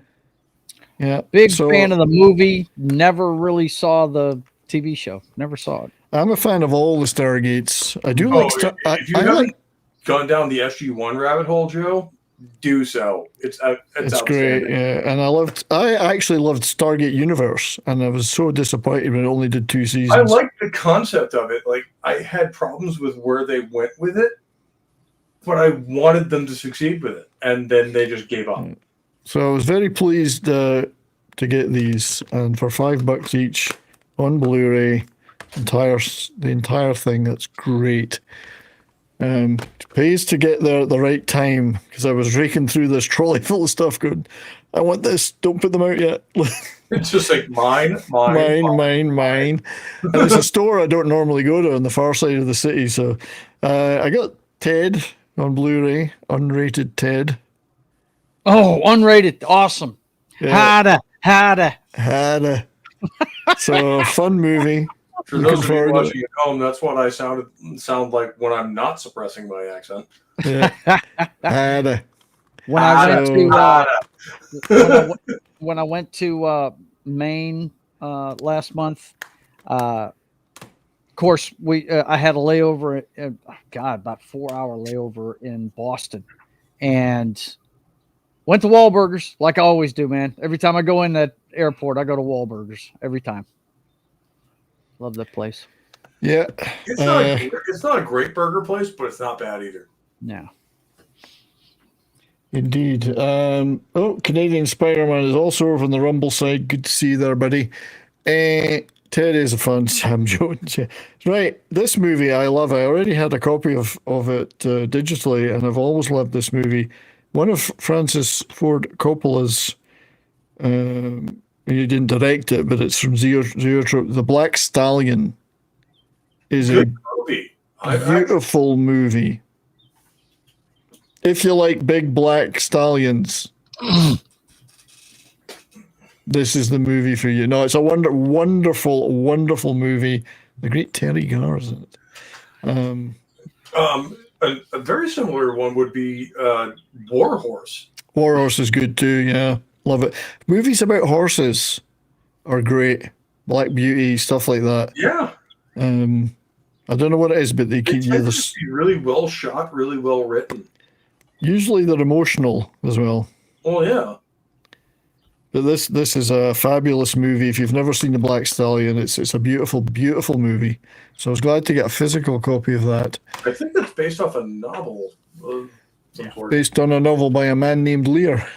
Yeah. I don't know about that.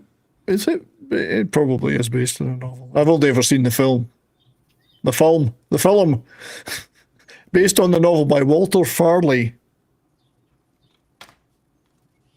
Farley. So there was It's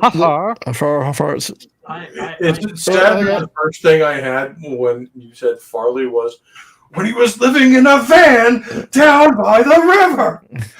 So, John, technically I lied. I did go to a couple of thrift stores in Memphis and a couple of Goodwills, and I got a couple of board games. So nice. Well, whip them out. It was really cool at his wedding. He had all kinds of games. He gave out game dice to everybody. Nice. My little bag. They were all in bags, dice bags, and they all had different symbols on them. I got the American Bald Eagle one, of course. Okay. Yeah, it's just Apples to Apples party box and Apples to Apples Junior for the kids. Nice. That sounds great, mate. Yeah. So a couple. This same store that I got those things in had a couple of really interesting ones. I was very happy to get this one. It's a Criterion collection of The Friends of Eddie Coyle, which is a great 1973 Robert Mitchum movie. And it's a beautiful, because it's Criterion, I mean, you get a lot of great stuff in the Criterions. If you've never seen this film, and I've only seen it a long time ago, I was very happy to get a copy of it. A great booklet comes with it. and it was new. This is brand new. It's all about the movie. Mitchum's really good in it. It's kind of a crime thriller, crime underworld thriller. I'm looking for it's Peter Yates, who's a great director, one of my favorite directors. So looking forward to watching this. But that was not the kind of thing you see very often in your average thrift store, on Blu-ray. So yeah, that's going to be fun. Peter Boyle as well, great actor. And another one that was sitting next to it was one that I think we mentioned on a show recently, was the Long Goodbye, the Elliot Gould, Robert Altman, Long Goodbye, Philip Marlowe. So sealed as well, unopened. So, and I do like this movie. Music composed and conducted by John T. Williams. I'm assuming that's D. John Williams. He's added a T in this one. Could be a different Williams. So that's a neat movie to get as well. I'm glad to add that to the collection because I saw that one years ago. Guys, I gotta go. You take care of yourself. All right, Joe, anything you want to plug? Not really. I mean, I'm gonna be on in about an hour with my first primetime Papa Joe Gamer. I've moved my video game show to right after yours. So you guys, when you're done with Brian here, come over and check me out about 6:30 Central Time. Yeah, good to do. Playing part 6 of Mass Effect 2. Come check it out. Oh, great. Have you managed to see Miranda's ass naked yet? Dude, come on. What are I you haven't doing? seen any naked asses this time. Not yet. Haven't gotten there. We're only at part 6, but I'm working on it. I got something for that. Oops. Report to the ship as soon as possible. We're bang, okay? Guys, I'll see you. See you, mate. I'm so glad I clipped that. I think I've got To be. Oh, no, it's a different one. I had another Mass Effect clip. I don't know what I did with it. So we've only got 2 or 3 more of these to go. The Replacement Killers. Great movie. Yep. John Woo. Well, not John Woo, sorry. Antoine Fuqua. What am I saying? I was thinking Chow Yun Fat, so I keep getting confused. Antoine Fuqua. I love Antoine Fuqua, of course. Chow Yun Fat. So, good movie. Great. A copy of that on a DVD. I'm not sure this is the only. I may have more than one copy of this, but Transformers: Revenge of the Fallen. The only acceptable Bayformers movie is the first one. Yeah, I'm not saying it's acceptable, but I can add it to the other ones. The trash pile. Yeah, no. Now this is an interesting one because, believe it or not, I've never watched this movie, so I want to know what you think of it, Pope, in particular. And it's a 4K, and I got this for $3. It's the Warcraft. I've never actually seen it. I So- love that movie. John's seen it. I was supposed to go see it with a girl I was dating at the time, but she stood me up, so we never went. So you've not seen it. I've not seen it. John has seen it though. What do you think, mate? I like if you are a fan of the Warcraft games. Now this is not World of Warcraft. This is Warcraft. The RPG. Yeah, Warcraft. Warcraft 1 through 3. Right. Because it deals with the story of Thrall, or the birth of leading up to the birth of Thrall, rather. Right. But yeah, it's accurate. It's well done. The orcs look amazing in it. The biggest complaint is the storyline with the orcs is better done than the storyline with the humans, because the human side gets a little boring. Yeah, this is sealed. Not really a word, but I mean it's got Travis Flamel in it. He's good. So this is sealed, and this is a 4K, and I don't have a 4K player, but obviously I can play the Blu-ray. But to get a sealed 4K of this, I thought that's great. I can watch this now, and it's Also, I didn't know where Travis was from until fairly recently. He's apparently Australian. he is. When you hear him in his Aussie accent, it's weird. It's the same with all these guys. Now you might know if you ever watched Longmire, the guy that played Longmire. When you finally see him in his Australian accent, you went, "No, come on, he's putting that on." I mean, I love Longmire, and Katie Sackhoff actually does sound like that in real life. He's Australian. It's like Damon Herriman, who was in Justified. So does Lou Diamond Phillips. Yeah, Lou Diamond Phillips in Longmire was lights out brilliant, absolutely brilliant. He sounds exactly like he actually sounds in real life. Yeah. But if you ever watched Justified, Yes. Dewey Crow, Damon Herriman, first time I saw him in an Australian thing and he's in his own accent, I went, there's no way that's real. he's an Australian. He's like, oh, I might. Everyone else apparently can do an American accent better than Americans can do a foreign accent. As Josh says, crikey, now that's a knife. But anyway, I was so pleased to pick that up. That's the kind of thing, if you go to thrift stores regularly, you'll get something like this if you look hard enough. 4K copy of it. I'll have to watch the movie because I love the games. Like, yeah, the old OG Warcraft RTS games were up there with StarCraft and Command & Conquer. For me, when it came to, having fun with that stuff. But I haven't been back to the series in a long, long time. And I think the modern state of Blizzard is kind of why. Yeah, well, this is what puts everybody off now. I mean, it's just... However, John saying he likes it makes me want to watch it. So, I mean, yeah, no, I'm legit. If John says it's okay, all right. Well, we may be on something here. I like, actually, it's true with the accent thing. If you never see an actor in their natural accent and you see him doing, so he's talking about Bob Hoskins. I thought Bob Hoskins was from New York till I saw an interview with him, and he's all, oh, it's true, all right, mate, you gotta leave it at, he's landing it.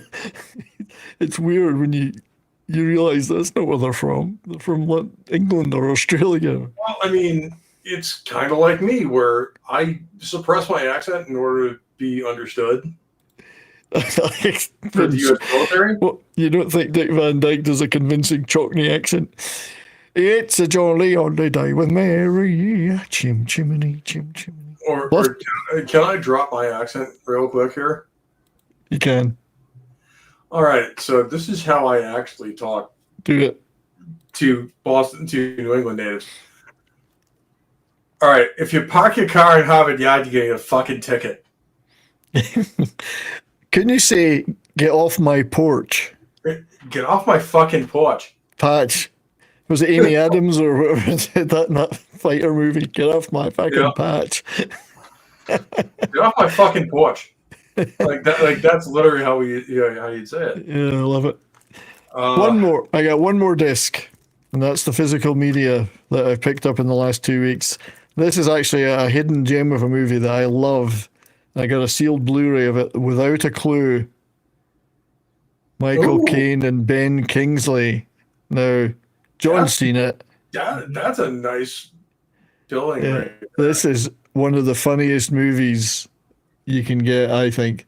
Oh, that's The whole premise of it, that Kane's just Sherlock Holmes is an idiot. And I love the bit where Watson goes missing and they're trying to figure out what's happened, and they're there all day and they still haven't put anything on the board because they're so stupid. We're going to solve this one with Atom. Just an actor playing the It's such a good idea. If you've never seen this out there, this is a very funny movie, great movie.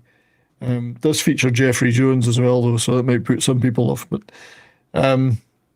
Henry Mancini did the music. I'd forgotten that.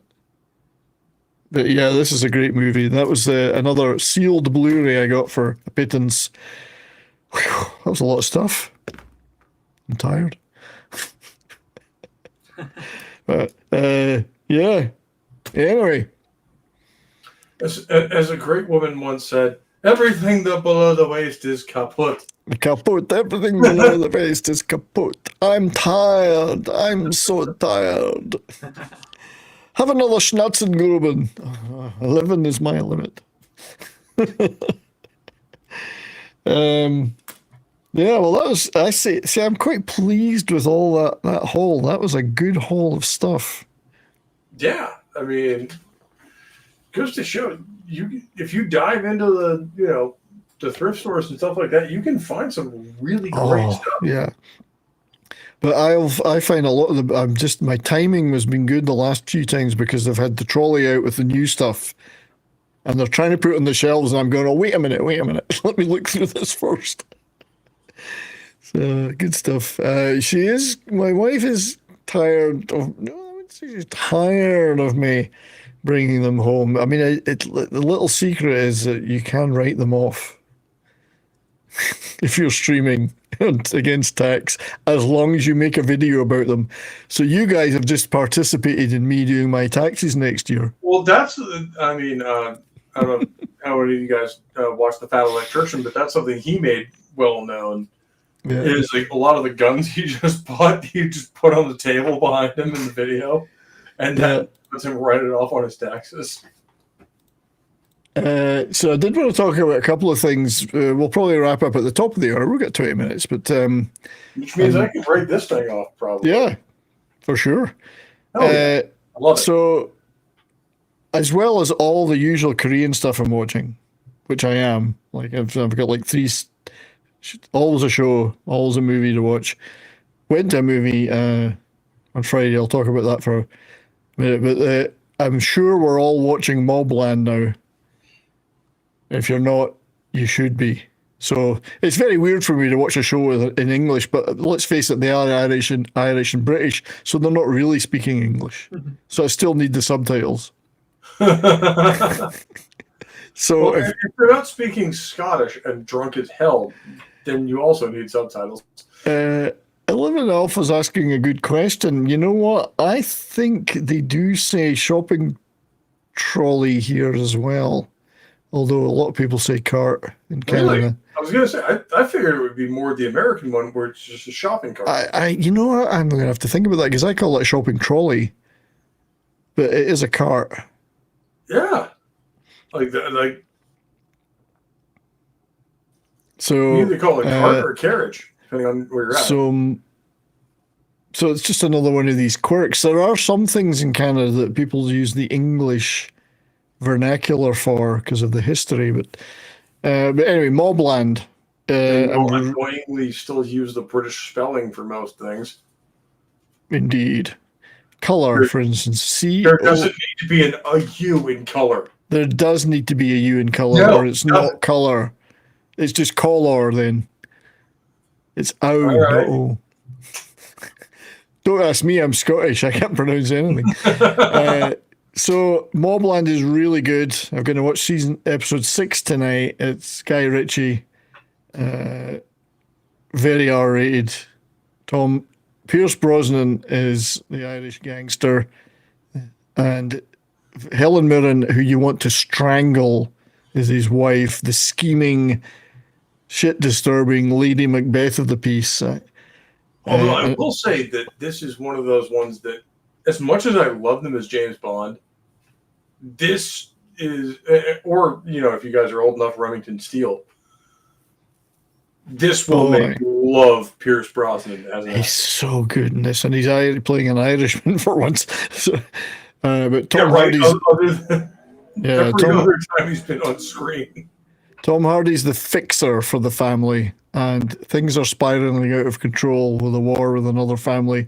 There's some brutal murders, there's some shit flying around, and Helen Mirren and her grandson scheming to take over the family. God, you just want to kill. It's like, that her grandson, I can't remember the actor that's in this, you just want to kill him like you did the twat in Game of Thrones. Yeah. Lannister. You want to just actually get a hold of him and strangle him to death. He's playing it so well, he's such a little shit. And 11 Alpha has a point. It is aluminum. It is aluminium, that is correct. No, it's aluminum. And you all are saying it wrong. Yes, well, we were here first. I'm just kidding. I don't care. But Mobland is brilliant. Definitely. But hearing people say aluminium still bothers me to this day. Yeah. The other show that I'm watching right now, and I've got 2 episodes to go, is 3rd season of a show called Dark Winds, which is what George R.R. Martin's been doing instead of writing. Is producing this anything to nothing but right finishing a book. So there's a cameo in the first episode of him and Robert Redford sitting playing chess, and I was saying, as I was shouting at the screen, my wife thinks I'm mad. I'm saying, "Why are you not writing?" But anyway, this is if you've never seen it, brilliant AMC show. Zan McLaren plays the Navajo tribal police lieutenant. It's set in like 1970. So it's got a retro feel going on, and he is magnificent in this. It's really dark, lots of crime stuff. And they have a record with this, with shows like Longmire. Yeah, AMC's always got at least one or two good shows. This one is well worth watching. It's set in the Navajo Nation, Monument Valley. Features a lot in it. Some of the great landscapes there, but it's dark. Some brutal stuff in it, but him alone, the lead actor Zan McLaren, he's just compelling, really good actor. So well worth watching. Season 3 of that is on right now. Something I'm looking forward to that's coming up is this one, which is a Korean movie. I thought it was going to be on Netflix, but I don't think so. I think it's theatrical. It's The Great Don Lee in Holy Night Demon Hunters, and basically the plot is he goes around punching demons. So what's not to like about that? Yeah. I'll have to check that one out when it yeah. He's literally punching demons. He's got a great punch. He's got such a great punch. So check that one out. I did have, and I must have closed the damn window, but I had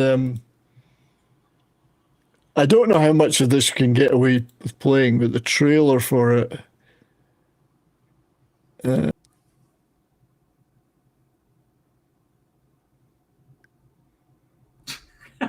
That's right. He is so good. If you've ever watched the Roundup movies, the Roundup series, he is freaking awesome in those. He just absolutely slays it, literally. John knows what I'm talking about. You know your Korean stuff. Yeah, Don Lee is just... I bitterly regret the fact they put him in the Eternals and ruined him in an American... That was a crappy movie, Marvel movie, and I'm sorry for him that he was in it. I keep saying to these Korean actors, don't go in Marvel or Disney shit.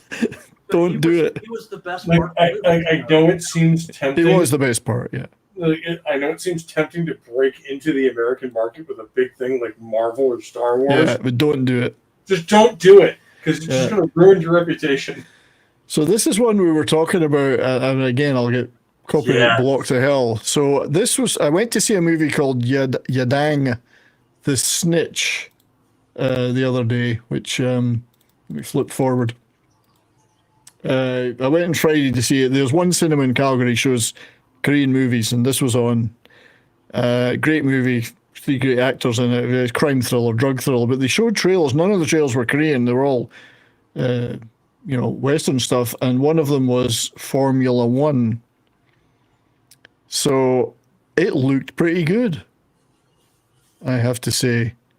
Now, I think, is this a Christopher Nolan, or am I getting confused? I don't know. No, directed by Joseph so it's the Top Gun Maverick guy, that's it. Yeah. Joseph Kosinski. That explains the art style, because it looks phenomenal. It's Kosinski. I got that wrong, yeah. So it's Joseph Kosinski. It looks really good. And for those of you guys who, when we were talking before the show, I mentioned the movie Rush. Yeah, Rush was good. About Formula One in the 70s. And this is what racing is about. Was Rush the Niki Lauda one? Yes. Yeah, because that was horrific what he had to go through. Yeah, Niki Lauda versus James Hunt. Oh, Niki Lauda had to go through such hell to get back in the game. And they did show a lot of it. But they showed Chris Hemsworth as James Hunt, which is perfect because he was the pretty boy. Oh yeah, and I grew up watching that stuff. I was a teenager when that stuff was big. I wouldn't those races. Another decade, obviously, before that happened. That was the 76 season. But the driving sequences in this look phenomenal. Yeah, and a lot of racing movies I kind of passed up, and apparently, like we were talking before the show, Gran Turismo, I shouldn't have. Yeah. Because I was like, okay, this is going to be, movie tie-in schlock. No, Gran Turismo was pretty good, I thought. Apparently, it's actually a really good racing movie. Yeah, so you know what? True story too. Is it? Yeah, it was, wasn't it? Yeah. Gran Turismo. Well, I guess I'm going to shut the fuck up and go watch that movie because I missed out. But this is basically, it's kind of almost like Top Gun in Formula One racing cars. Well, yeah. Well, when you look at it, racing is basically Top Gun on 2 dimensions. Eclay's asking me if I ever watched Hellbound. So I watched the first season, and I've had the second season sitting on deck of Hellbound since it came out, and I've still not got around to watching it, but I will watch it. Hellbound's a great Netflix Korean supernatural show. And Vince, you're right. Days of Thunder had some amazing shots. I should watch the music here because they're playing Fleetwood Mac's The Chain, which will get us instantly perma-banned from YouTube. Yeah. But yeah, this looks great. This is why I moved my entire channel over to Rumble. And it's, but it's, you can see that it's Top Gun Maverick. Like, it's got a mentor, young challenger, bringing people, the team together kind of thing. As 11 Alpha says, Harvey goes to Monte Carlo. That's right. And it looks spectacular. I mean, it just looks good. No, the funny part is I know what track that's from because I've played games with that track. Yeah. That's in Dubai. Yep. Yes, I know. I've got friends and relatives that go to that Grand Prix every year because I want to go to the Texas Grand Prix one year because the Circuit of the Americas, from everything I've seen, is an awesome racetrack. Yeah. I want to bring my car and actually run it. Oh, you can do that kind of stuff, yeah. But look at this. I mean, it does look good, I have to say. So I don't watch a lot of English language movies these days, but I've got some hopes for this one. Well, I mean, it's got a lot of the DNA of like Ford v Ferrari, Rush, Days of Thunder. I can imagine that in IMAX, in IMAX, it might be pretty spectacular. Yeah, that's another one I would say, like just like Top Gun Maverick, especially with the same director. I would say that the audio is going to be out of this world. Yeah, me and my best friend went to see Rush in theaters, and like those sequences where they're revving before the race. Holy shit! Well, you just feel it in your gut. Well, I'm kind of looking forward to that. I don't know if you guys are looking forward to anything else that's coming out soon. Other than games, actually, even games, I'm not looking forward to that much coming out because almost the entire list of stuff I was waiting on is already out.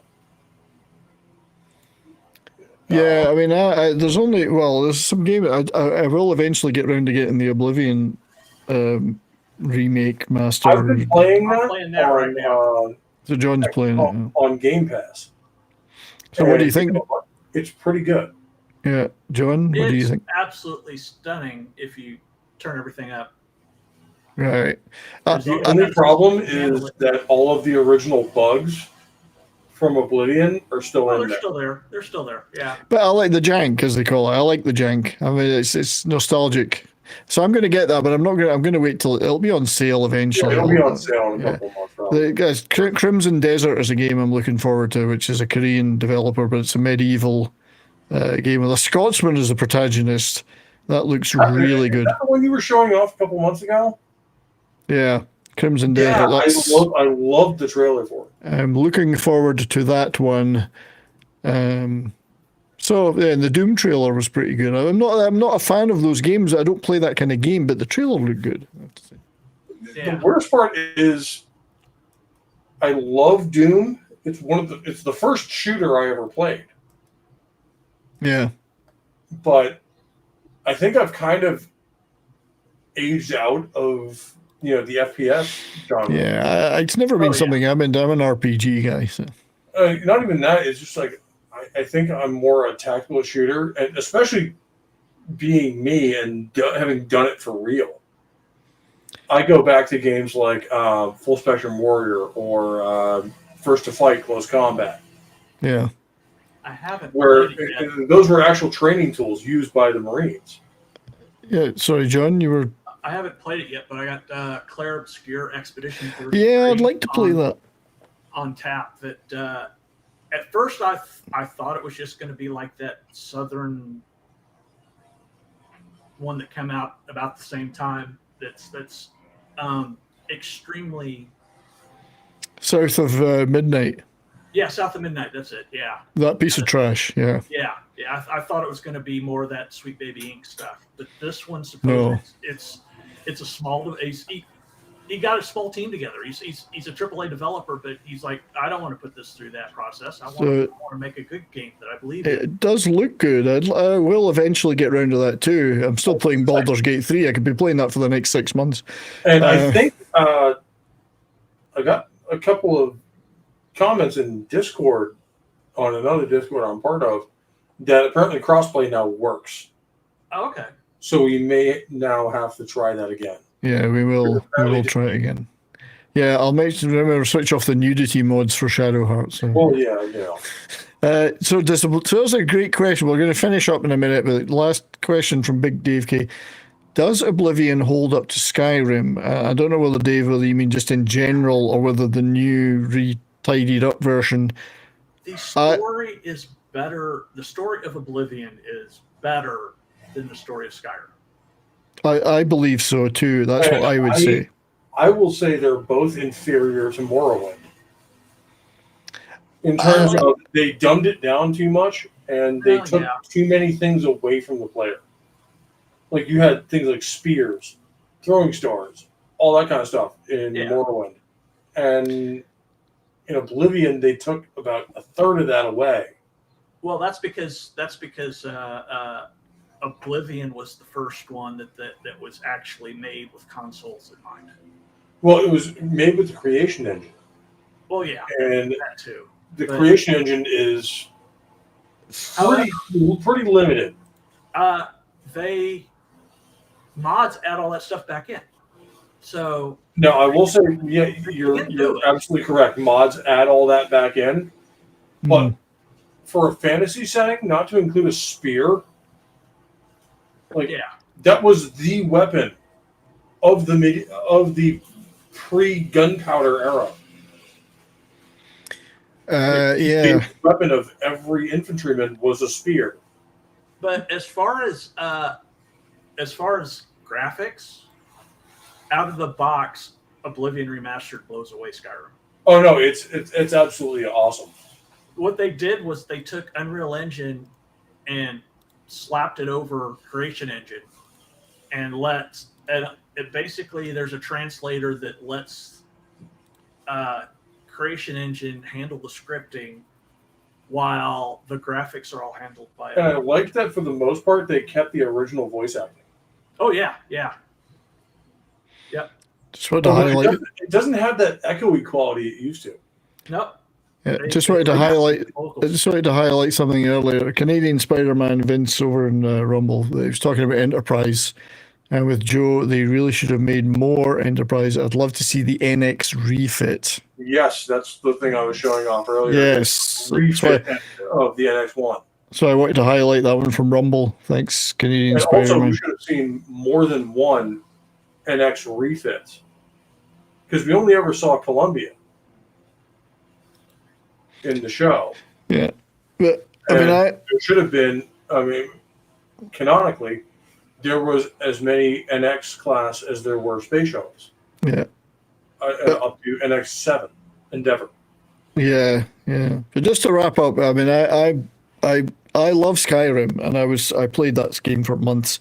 I liked it, many of the elements of it, but I think story-wise and adult-wise, perhaps you could put it, Morrowind and Oblivion were better. Skyrim was certainly dumbed down choice-wise and story-wise, but there's still a lot of fun things in Skyrim. Yeah, that's not saying Skyrim is a bad game. No, it just had less choice. It's just less impact Elder Scrolls than it used to be. Yeah. It was dumbed down.